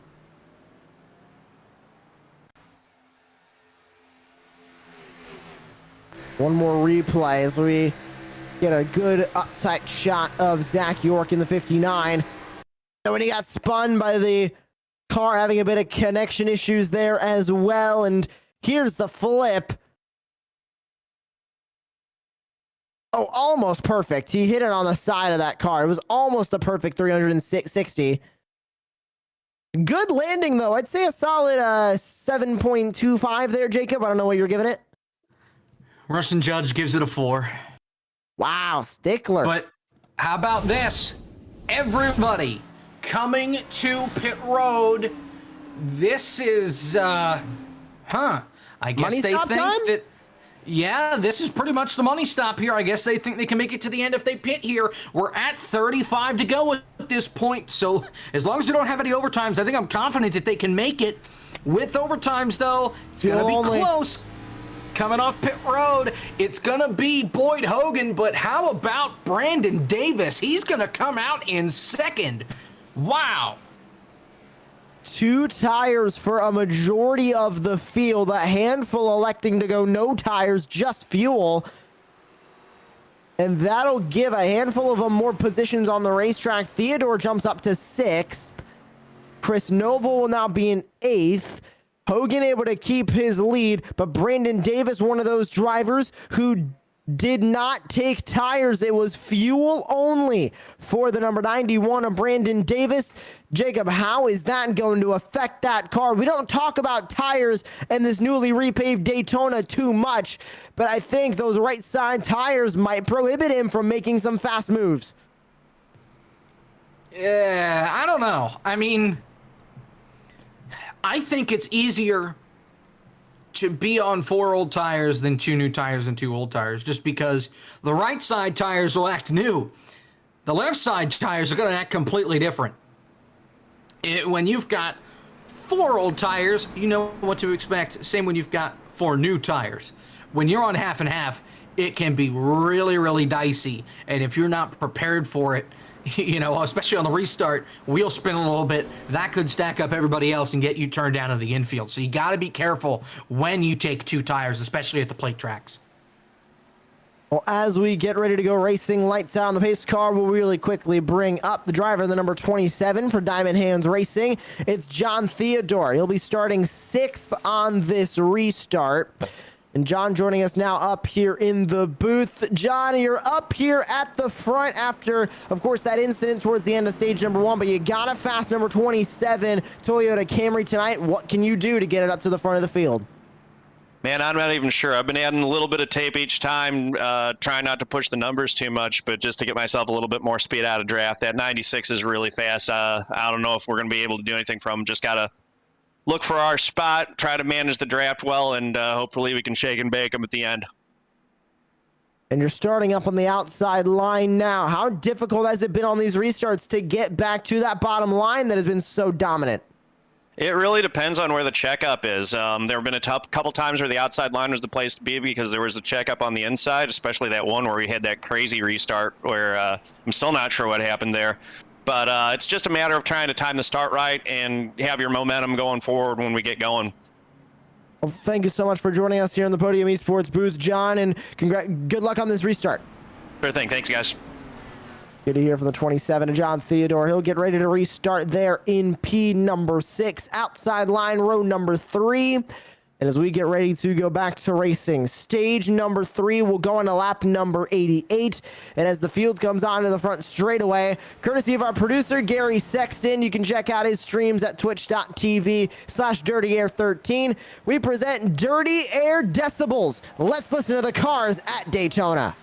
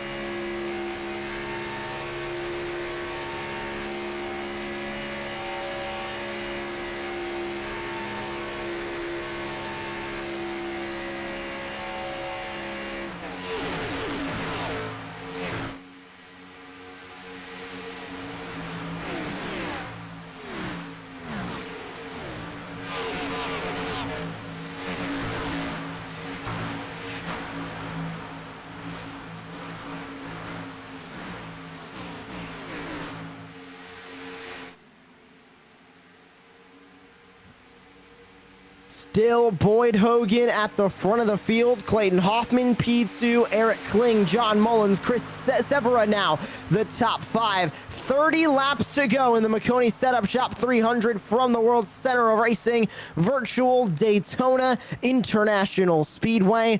Jacob, same verse, just a different time now as everybody goes single file. A handful of drivers starting to fall off of the pack, but this lead pack now featuring roughly about 7 cars as they dive into turn 3, all very fast racers looking for a race win. Yeah, and everybody's just single file again, still riding it out. They don't want to get too aggressive yet. They want to at least make it to 10 to go, if not 5 to go. They may even wait until there's 2 to go to really start making the move and try and win this race. So, you know, the top 5 starting to pull away little by little. We're just going to be riding around like this for pretty much the rest of the race.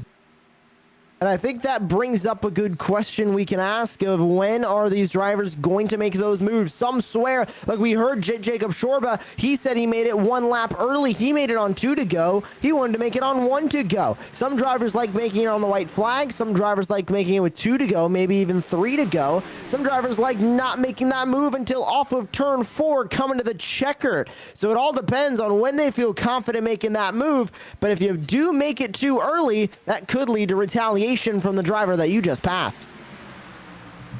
Yeah, you don't want to make the move too early. Otherwise, you are going to get something back in return. You've got to make it late enough where it's not going to completely derail your progress. But you don't want to make it too late, though, where it's not worth it.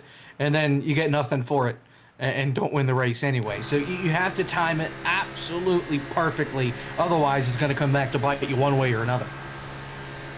On board, Jacob Shorba. He'll roar by the number 53 of Chris Noble as he tries to run that outside line. He'll move back into the 4-car pack that he is in. That is 10th place Wyatt Mickelson leading this line Brandon Davis sitting there in 11th, Jacob Shorba, Chris Noble rounding out the 4 drivers in that pack, and Brandon Davis just moved Wyatt Mickelson in the 94 out of the way, and Mickelson now is going to fall to the tail end of this line. We'll take a look at exactly what happened there, because exactly what I said, Jacob, he moved him out of the way. This looks like a bump gone wrong. There it is, just moved him up the track in the tri-oval. Bump and run at a plate track, right? You don't see that very often.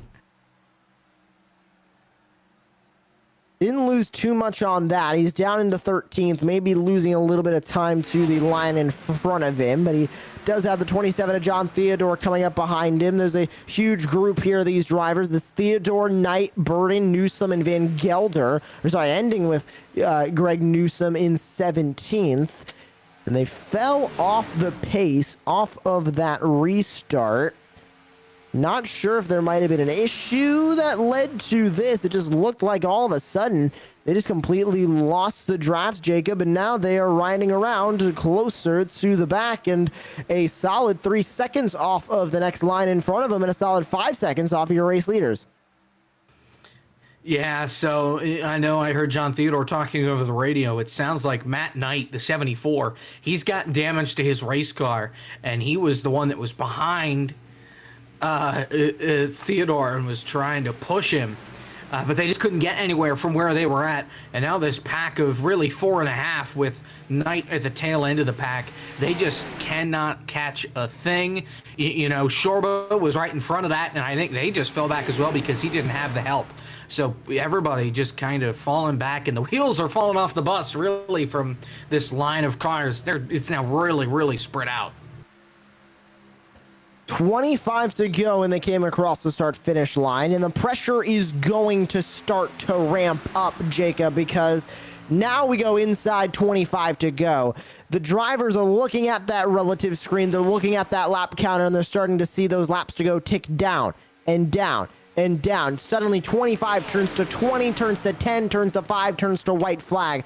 We know how it works on restrictor plate tracks. If you think it's too late, it's probably way too late. So they need to start thinking about those moves now, because things can change just like that. One caution, the entire portion of this race has completely changed. Let's not pull a Pasoko and ask and he shall receive here. I'm not going to utter the words.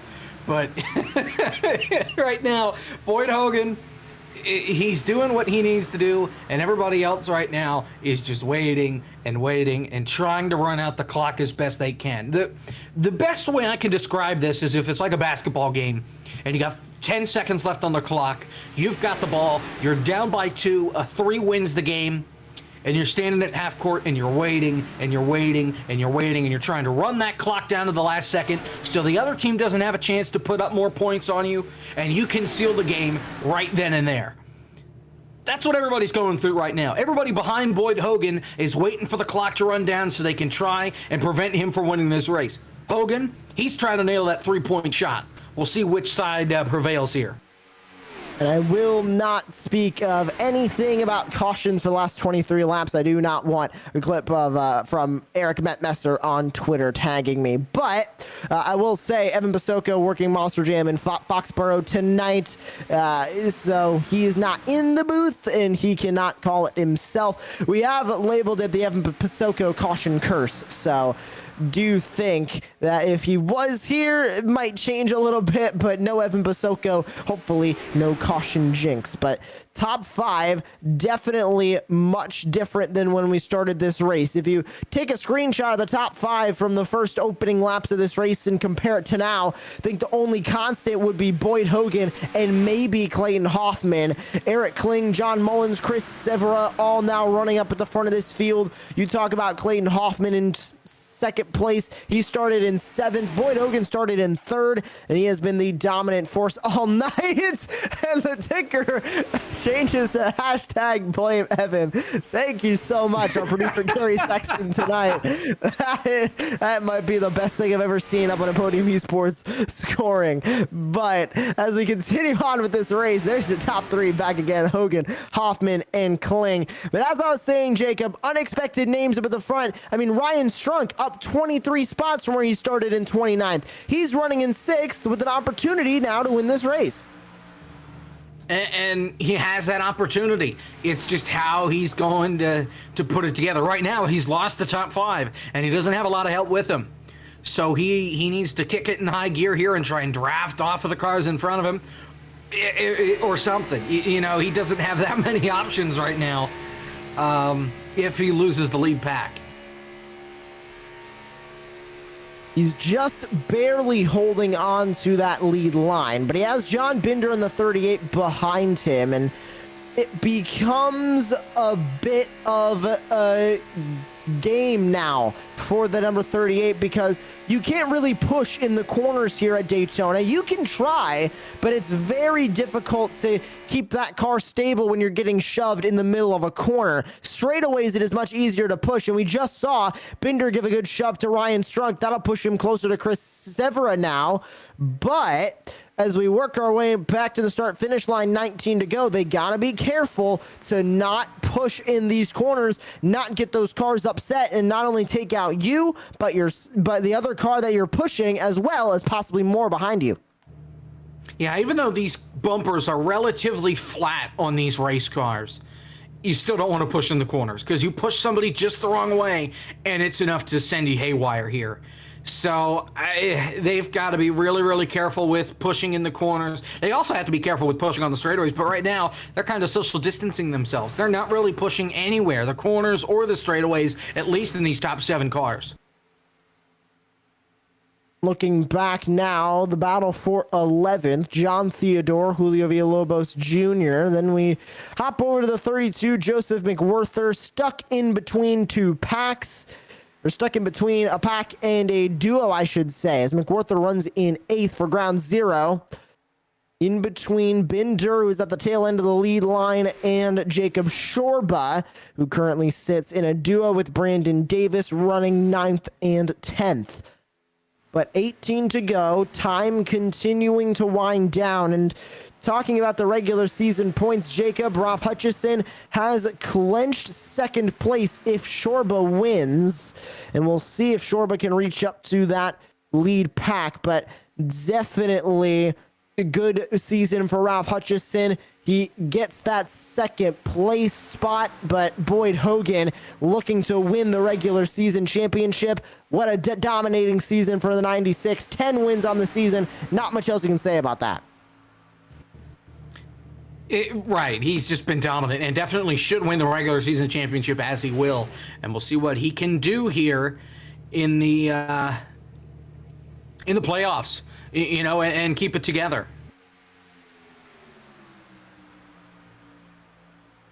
They work their way back through the corner. Hogan still leading, and he's right there, right behind him. It's Clayton Hoffman as they go back to the back straightaway, or sorry, onto the front straightaway, heading into the tri-oval now.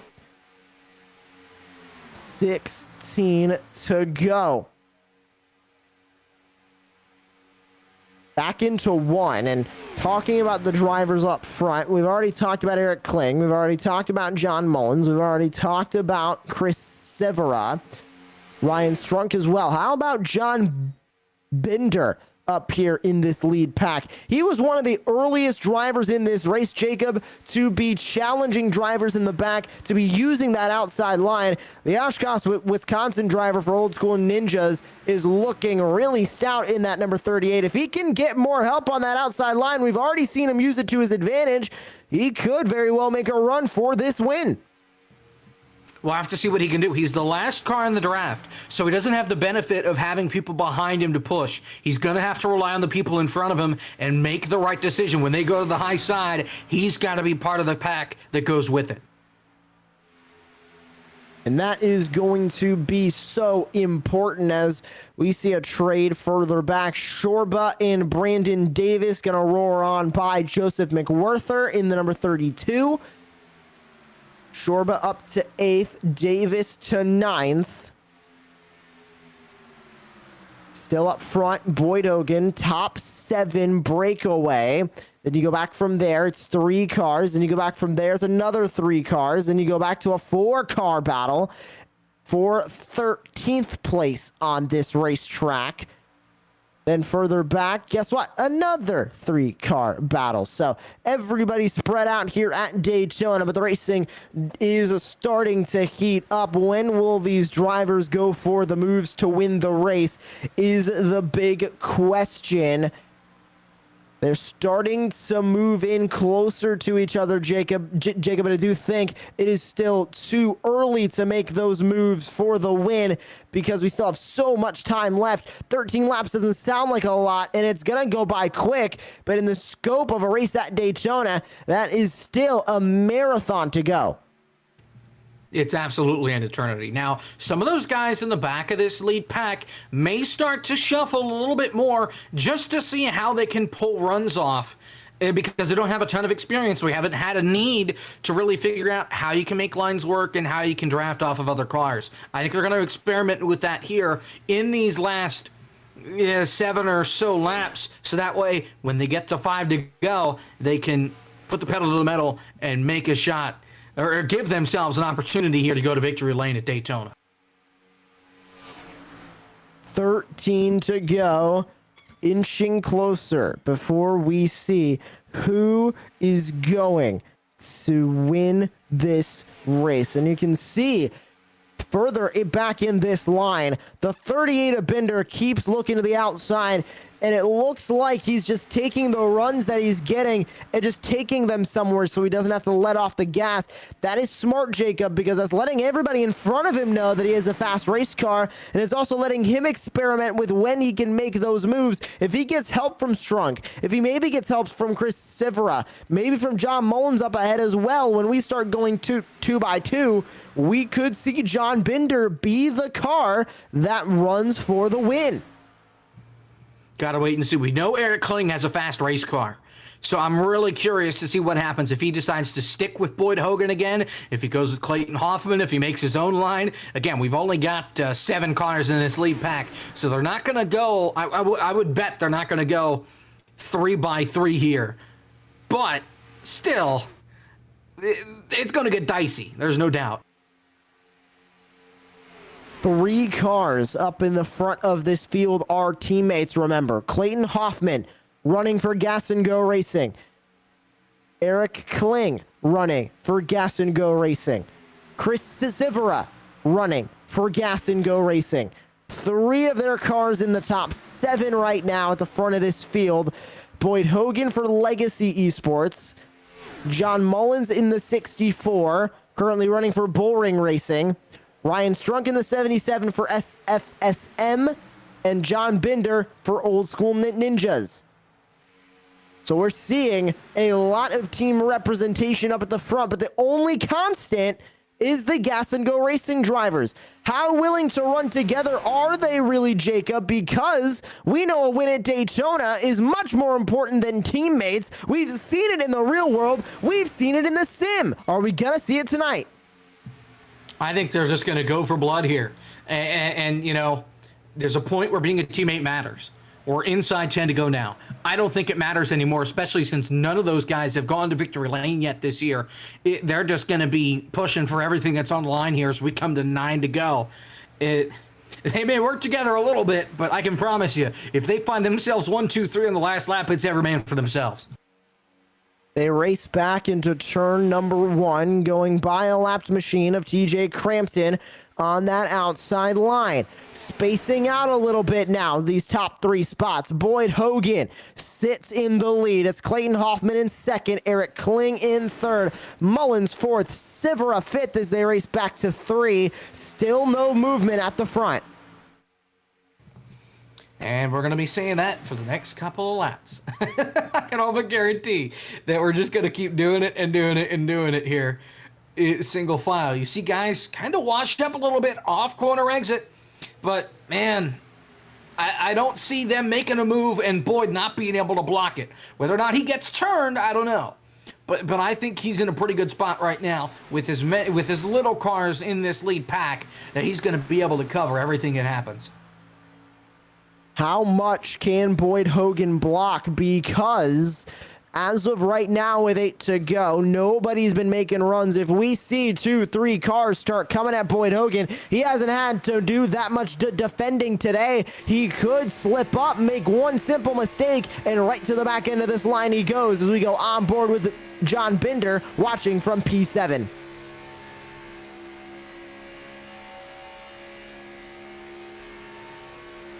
Seven laps to go as they come across the stripe. Binder running at the tail end of this line, Jacob. He keeps getting huge runs. We know that when you're at the tail end of a line, you get such a speed boost. This is why back when they did group qualifying at the plate tracks, it was a game of chicken who wanted to be at the back of the field because you get such a great run. That's how we had the unexpected top 4 starting spots in 2014's Coke 0400 that we had. We're seeing those runs coming from John Binder. He's taking him to the outside, just has no help to take him to the front. Yeah, and that's the issue with being out there kind of in no man's land where you don't have anybody to go with you. So you just got to get back in line, try it again, see if anybody goes with you. If not, get back down to the bottom. So 6 to go as they come across the start-finish line. Boyd Hogan continuing the absolute dominant day that he has had out here on the track. Clayton Hoffman still running in second, buying his time on when he wants to make that move for the win. It's Eric Kling sitting in third, John Mullins in fourth, Chris Sivera rounding out your top 5. Ryan Strunk, John Binder, Jacob Shorba, Brandon Davis, Joseph McWhorter, your top 10. The field will come off of turn number 4. 5 laps to go when they come across the line at the World Center of Racing. Boyd Hogan leads the way, about a half car length separating himself and Clayton Hoffman, about a full car length separating Hoffman and Kling as they race to 1. Still single file, Hogan out in front, Hoffman second, Kling in third, a little more activity further back behind Kling. John Mullins kind of peeking in and out, can't do anything there. Sivera with him, Strunk right behind him as well. Then you got Binder, and then you got to go 19 seconds back to the rest of the pack. So right now, these 7 guys are going to be the guys that carry us the rest of the way as they head to 3. Going a little bit out of line is Eric Kling. He'll fall from about a half car length lead lead up to Hoffman to about a full car length, trying to get a run for second place. It's not going to do much. They come across the stripe. Ryan Strunk starting to fall back in the 77. He has help from John Binder behind him. Are they looking for a run to possibly make the move for the win? They race back to turn 1 with 4 to go. The only danger is that if they back up too much, they will lose the draft of Chris Sivera. They've got to be careful that they cannot lose too much time to these guys, and they can't fall out of the draft. They continue to come down the back straightaway. Boyd Hogan continues to lead the way. They'll be coming to 3 laps to go. Everybody got back relatively close in line. Now Mullins starting to drop back in 3. Field is starting to space out. When are the runs going to come in? When are these drivers going to make the moves to try and win at the World Center of Racing? It's 3 to go from Daytona. Who is willing to make those moves now? Still single file as the lead pack of 7 comes across the start-finish line. They race back to 1. Binder going to make a move to the outside. Binder trying to get somewhere. He gets by Strunk. He's side by side with Sivera. The only problem is now the top 4 are breaking away because they're side by side behind him. Binder can't get in line. Sivera and Strunk continue to work together on the bottom. The top 4 pull away by 3-4 car lengths down the back straightaway. Now the back half, 5th, 6th, and 7th, they get in line in 3. Jacob, they are catching up with a back marker line. That's Mickelson, Noble, Knight, and Burden. Newsom's in that group as well. Boyd Hogan is starting to catch up to him. The lead pack is starting to catch to him. 2 laps to go at the line. How is that line in front of him that is a little bit slower than this lead pack going to affect this race for the win? Binder goes back to the outside in 1.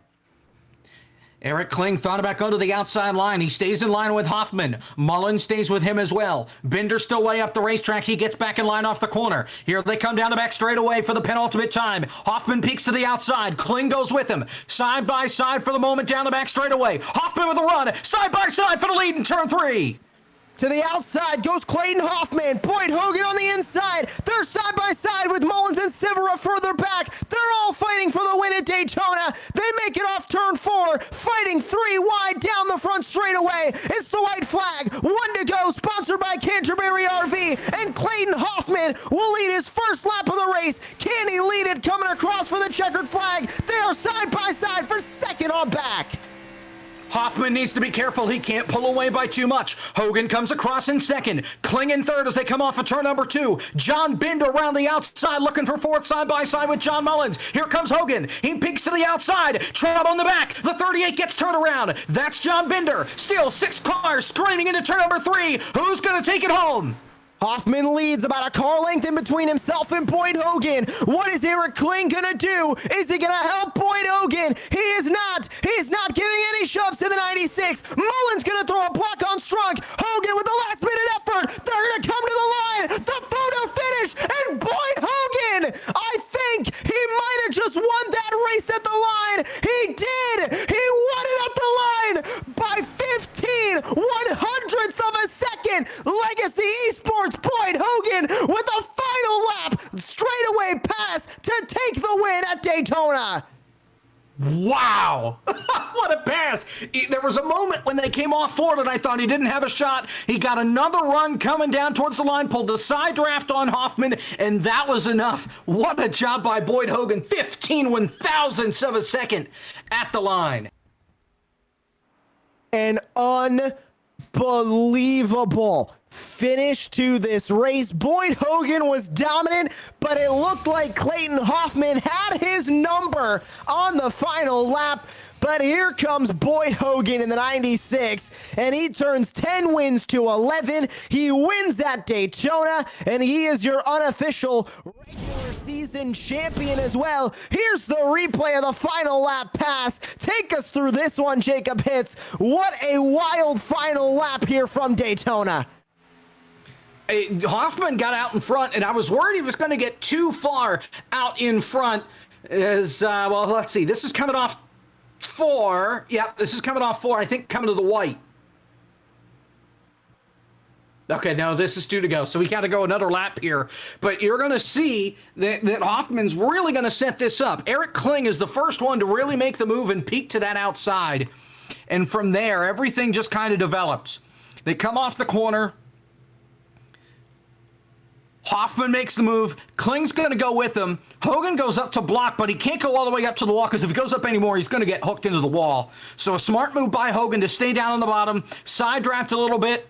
Hoffman still with the help from Kling on the high side. Kling stays committed to the 12 through 3 and 4, coming to the white flag. He pushes the 12 all the way through the corner on exit to clear him of Hogan. And now you would think, okay, that's perfect. That's it. You know, Hoffman's got this thing won. But Hogan's not done yet. You know, these guys are going to keep digging as best they can. And you're going to see the contact here in the back coming off too as well with that 38. Didn't quite see what happened other than him just getting turned. I think it involved the 64. He just comes off the corner. And yeah, just going for the same real estate there. And Mullins turns him around. And a big block by Hoffman down the back straightaway on Boyd Hogan. Hogan's going to come around through 3 and 4. Again, help from that 52 of Eric Kling. That's how Hogan got to the lead in stage 2. He gets help from him, gets a big run off the corner, blocked down low, goes up high, pulls the side draft, and perfect timing. 15,000ths of a second at the line. Beautiful job by Boyd Hogan to get the win. His 11th on the season. An absolutely mad finish here from Daytona, and Boyd Hogan is victorious. Clayton Hoffman, you can see the gap, 15 100ths of a second when they came across the line. An unfortunate end for Clayton Hoffman, but nothing to scoff at. A second place finish and an amazing run to the line. Eric Kling finishes in 3rd, John Mullins in 4th, Ryan Strunk rounding out that top 5 with Chris Sivera, Brandon Davis, Joseph McWhorter, Jacob Shorba, and John Binder rounding out that top 10.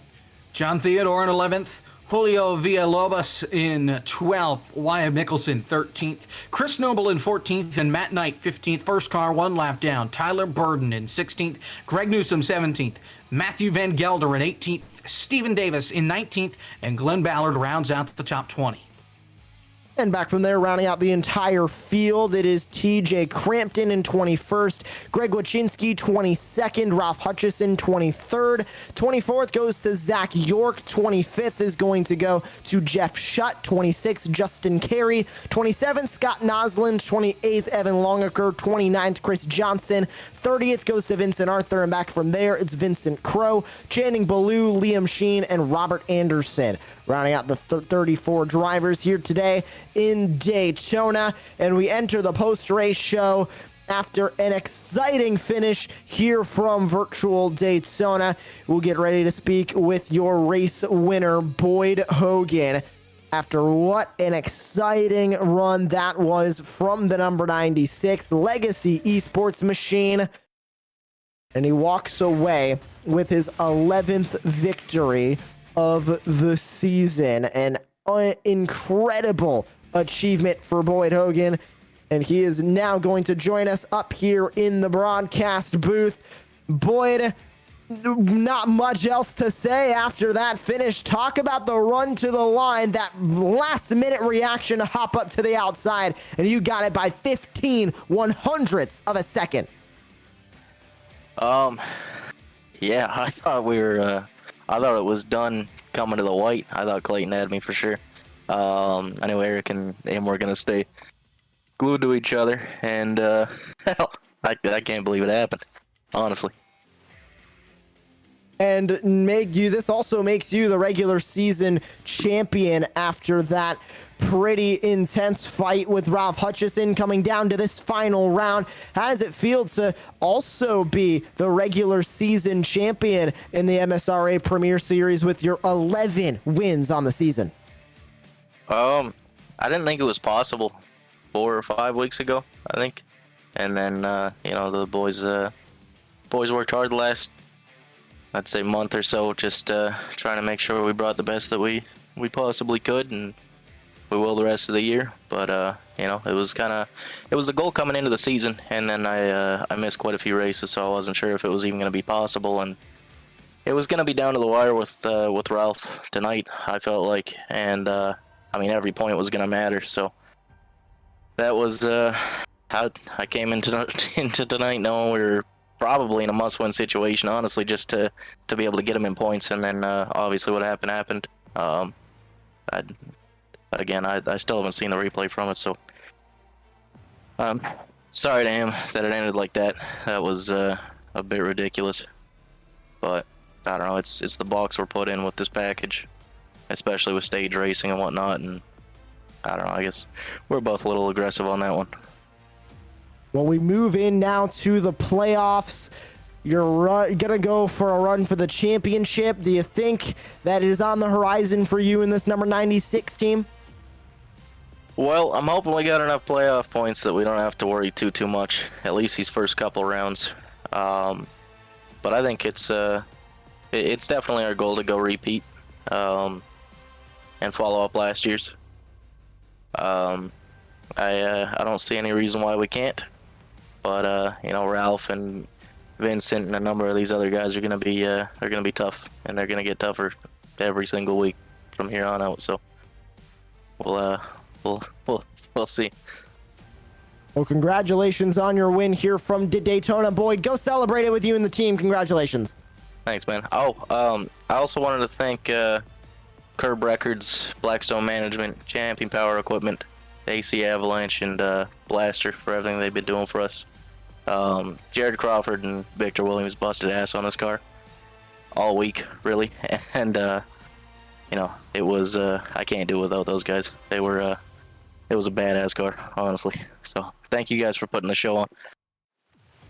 Absolutely insane race for you, Boyd. Congratulations on your win, and great to hear from the number 96 of Boyd Hogan. We'll transition over now to your second place finisher, Clayton Hoffman, Cookeville, Tennessee driver, standing by with Jacob Hitz.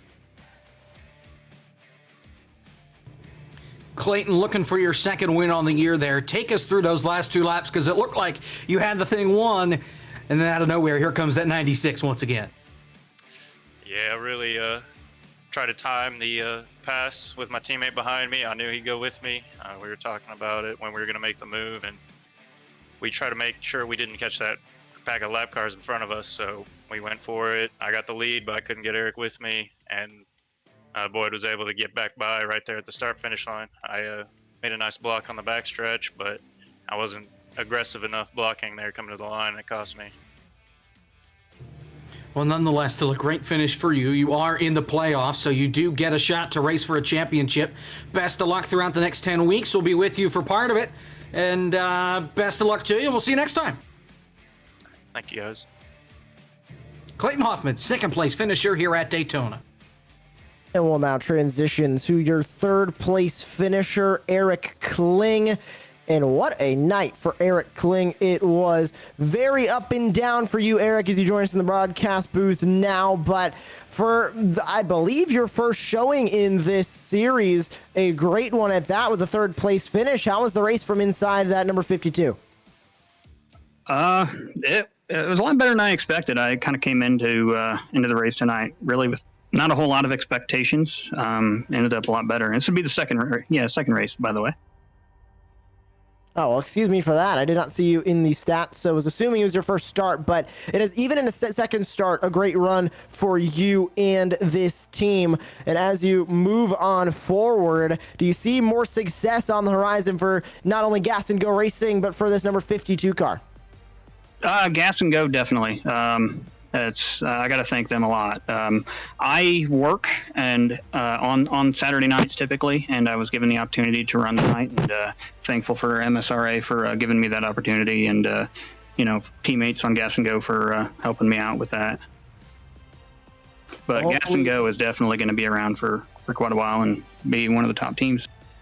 And we hope to see that, and hopefully we'll see you in 1 week's time from the virtual Darlington for the next round. If you are going to race there, how confident are you in your car at Darlington? And for the next race that you are going to race, are you going to look for more great results behind the wheel of that number 52?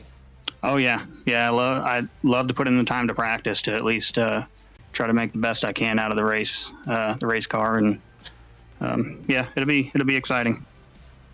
Congratulations on your third place, Eric, and thank you for joining us here in the booth. Yeah, thank you.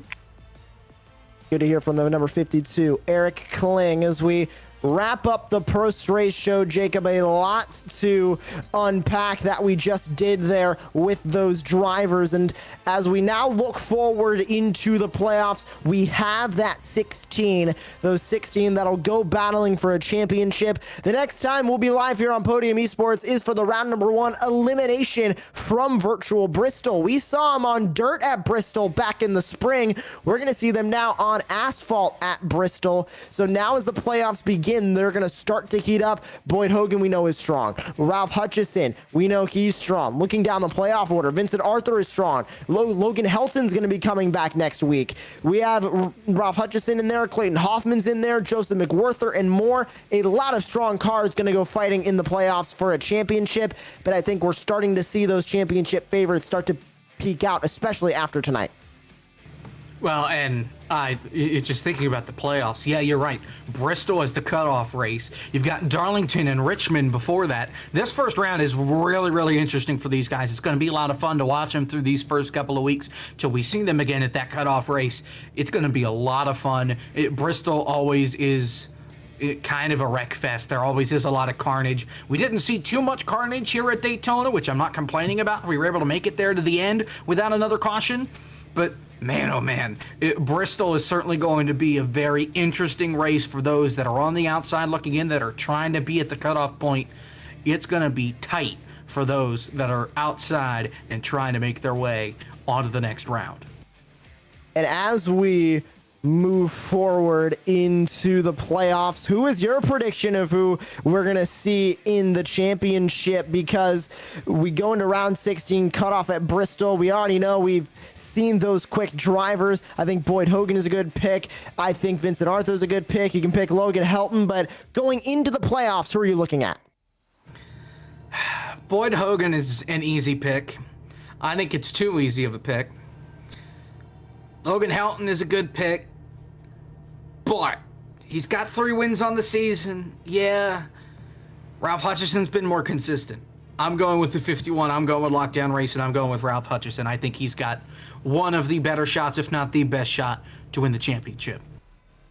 Well, you can catch the next round of the MSRA Premier Series, the round of 16 cutoff from Bristol. More upcoming events in the world of Podium Esports. It all begins tomorrow night. SimMax Cup Series powered by MPI from virtual Talladega. If you liked what you saw tonight, I believe they're going racing in the next-gen cars from Talladega tomorrow. Make sure you catch that 9:15 p.m. Eastern Time. Then the Monday Night Racing Championship race, the trucks at Homestead. Don't miss that one. James Pike and Kenneth Bueno on the call for that on August 30th, 7:45 p.m. Eastern Time. Operation E Motorsport iRacing League returns from the Daytona Road Course August 31st, 8 p.m. Eastern Time. You can catch that over on youtube.com/Operation Motorsport. Then the next round of the eNASCAR Coca-Cola iRacing Series playoffs. They begin their playoffs from Darlington August 31st at 8:30 p.m. Eastern Time, getting started with Countdown to Green. Then the next round of the eNASCAR Road to Pro qualifying iRacing Series from the virtual Texas Motor Speedway,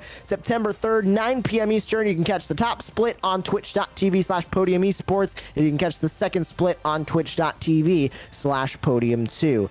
Then join us for the next round that will broadcast of the MSRA Premier Series, the round of 16 cutoff from the virtual Bristol Motor Speedway, September 18th, 8 p.m. Eastern on twitch.tv/Podium2. For Jacob Shorba at the Midwest Sim Racing Association, for all the sponsors supporting tonight's broadcast, Shorba's Racing Graphics, HutchCo, Strunk PC, FSM Customs, and Dirty Air 13. For Ryan Bauer, James Pike, Cisco Scaramuza, and John Theodore at Podium Esports. For tonight's team, our producer, Gary Sexton, cameras by Dougie Beard, and for my colleague in the booth, Jacob Hitz, my name is Joshua Lee. Thank you so much for watching tonight's broadcast, and we hope to see you tomorrow night for the SimMax Cup Series live from Talladega.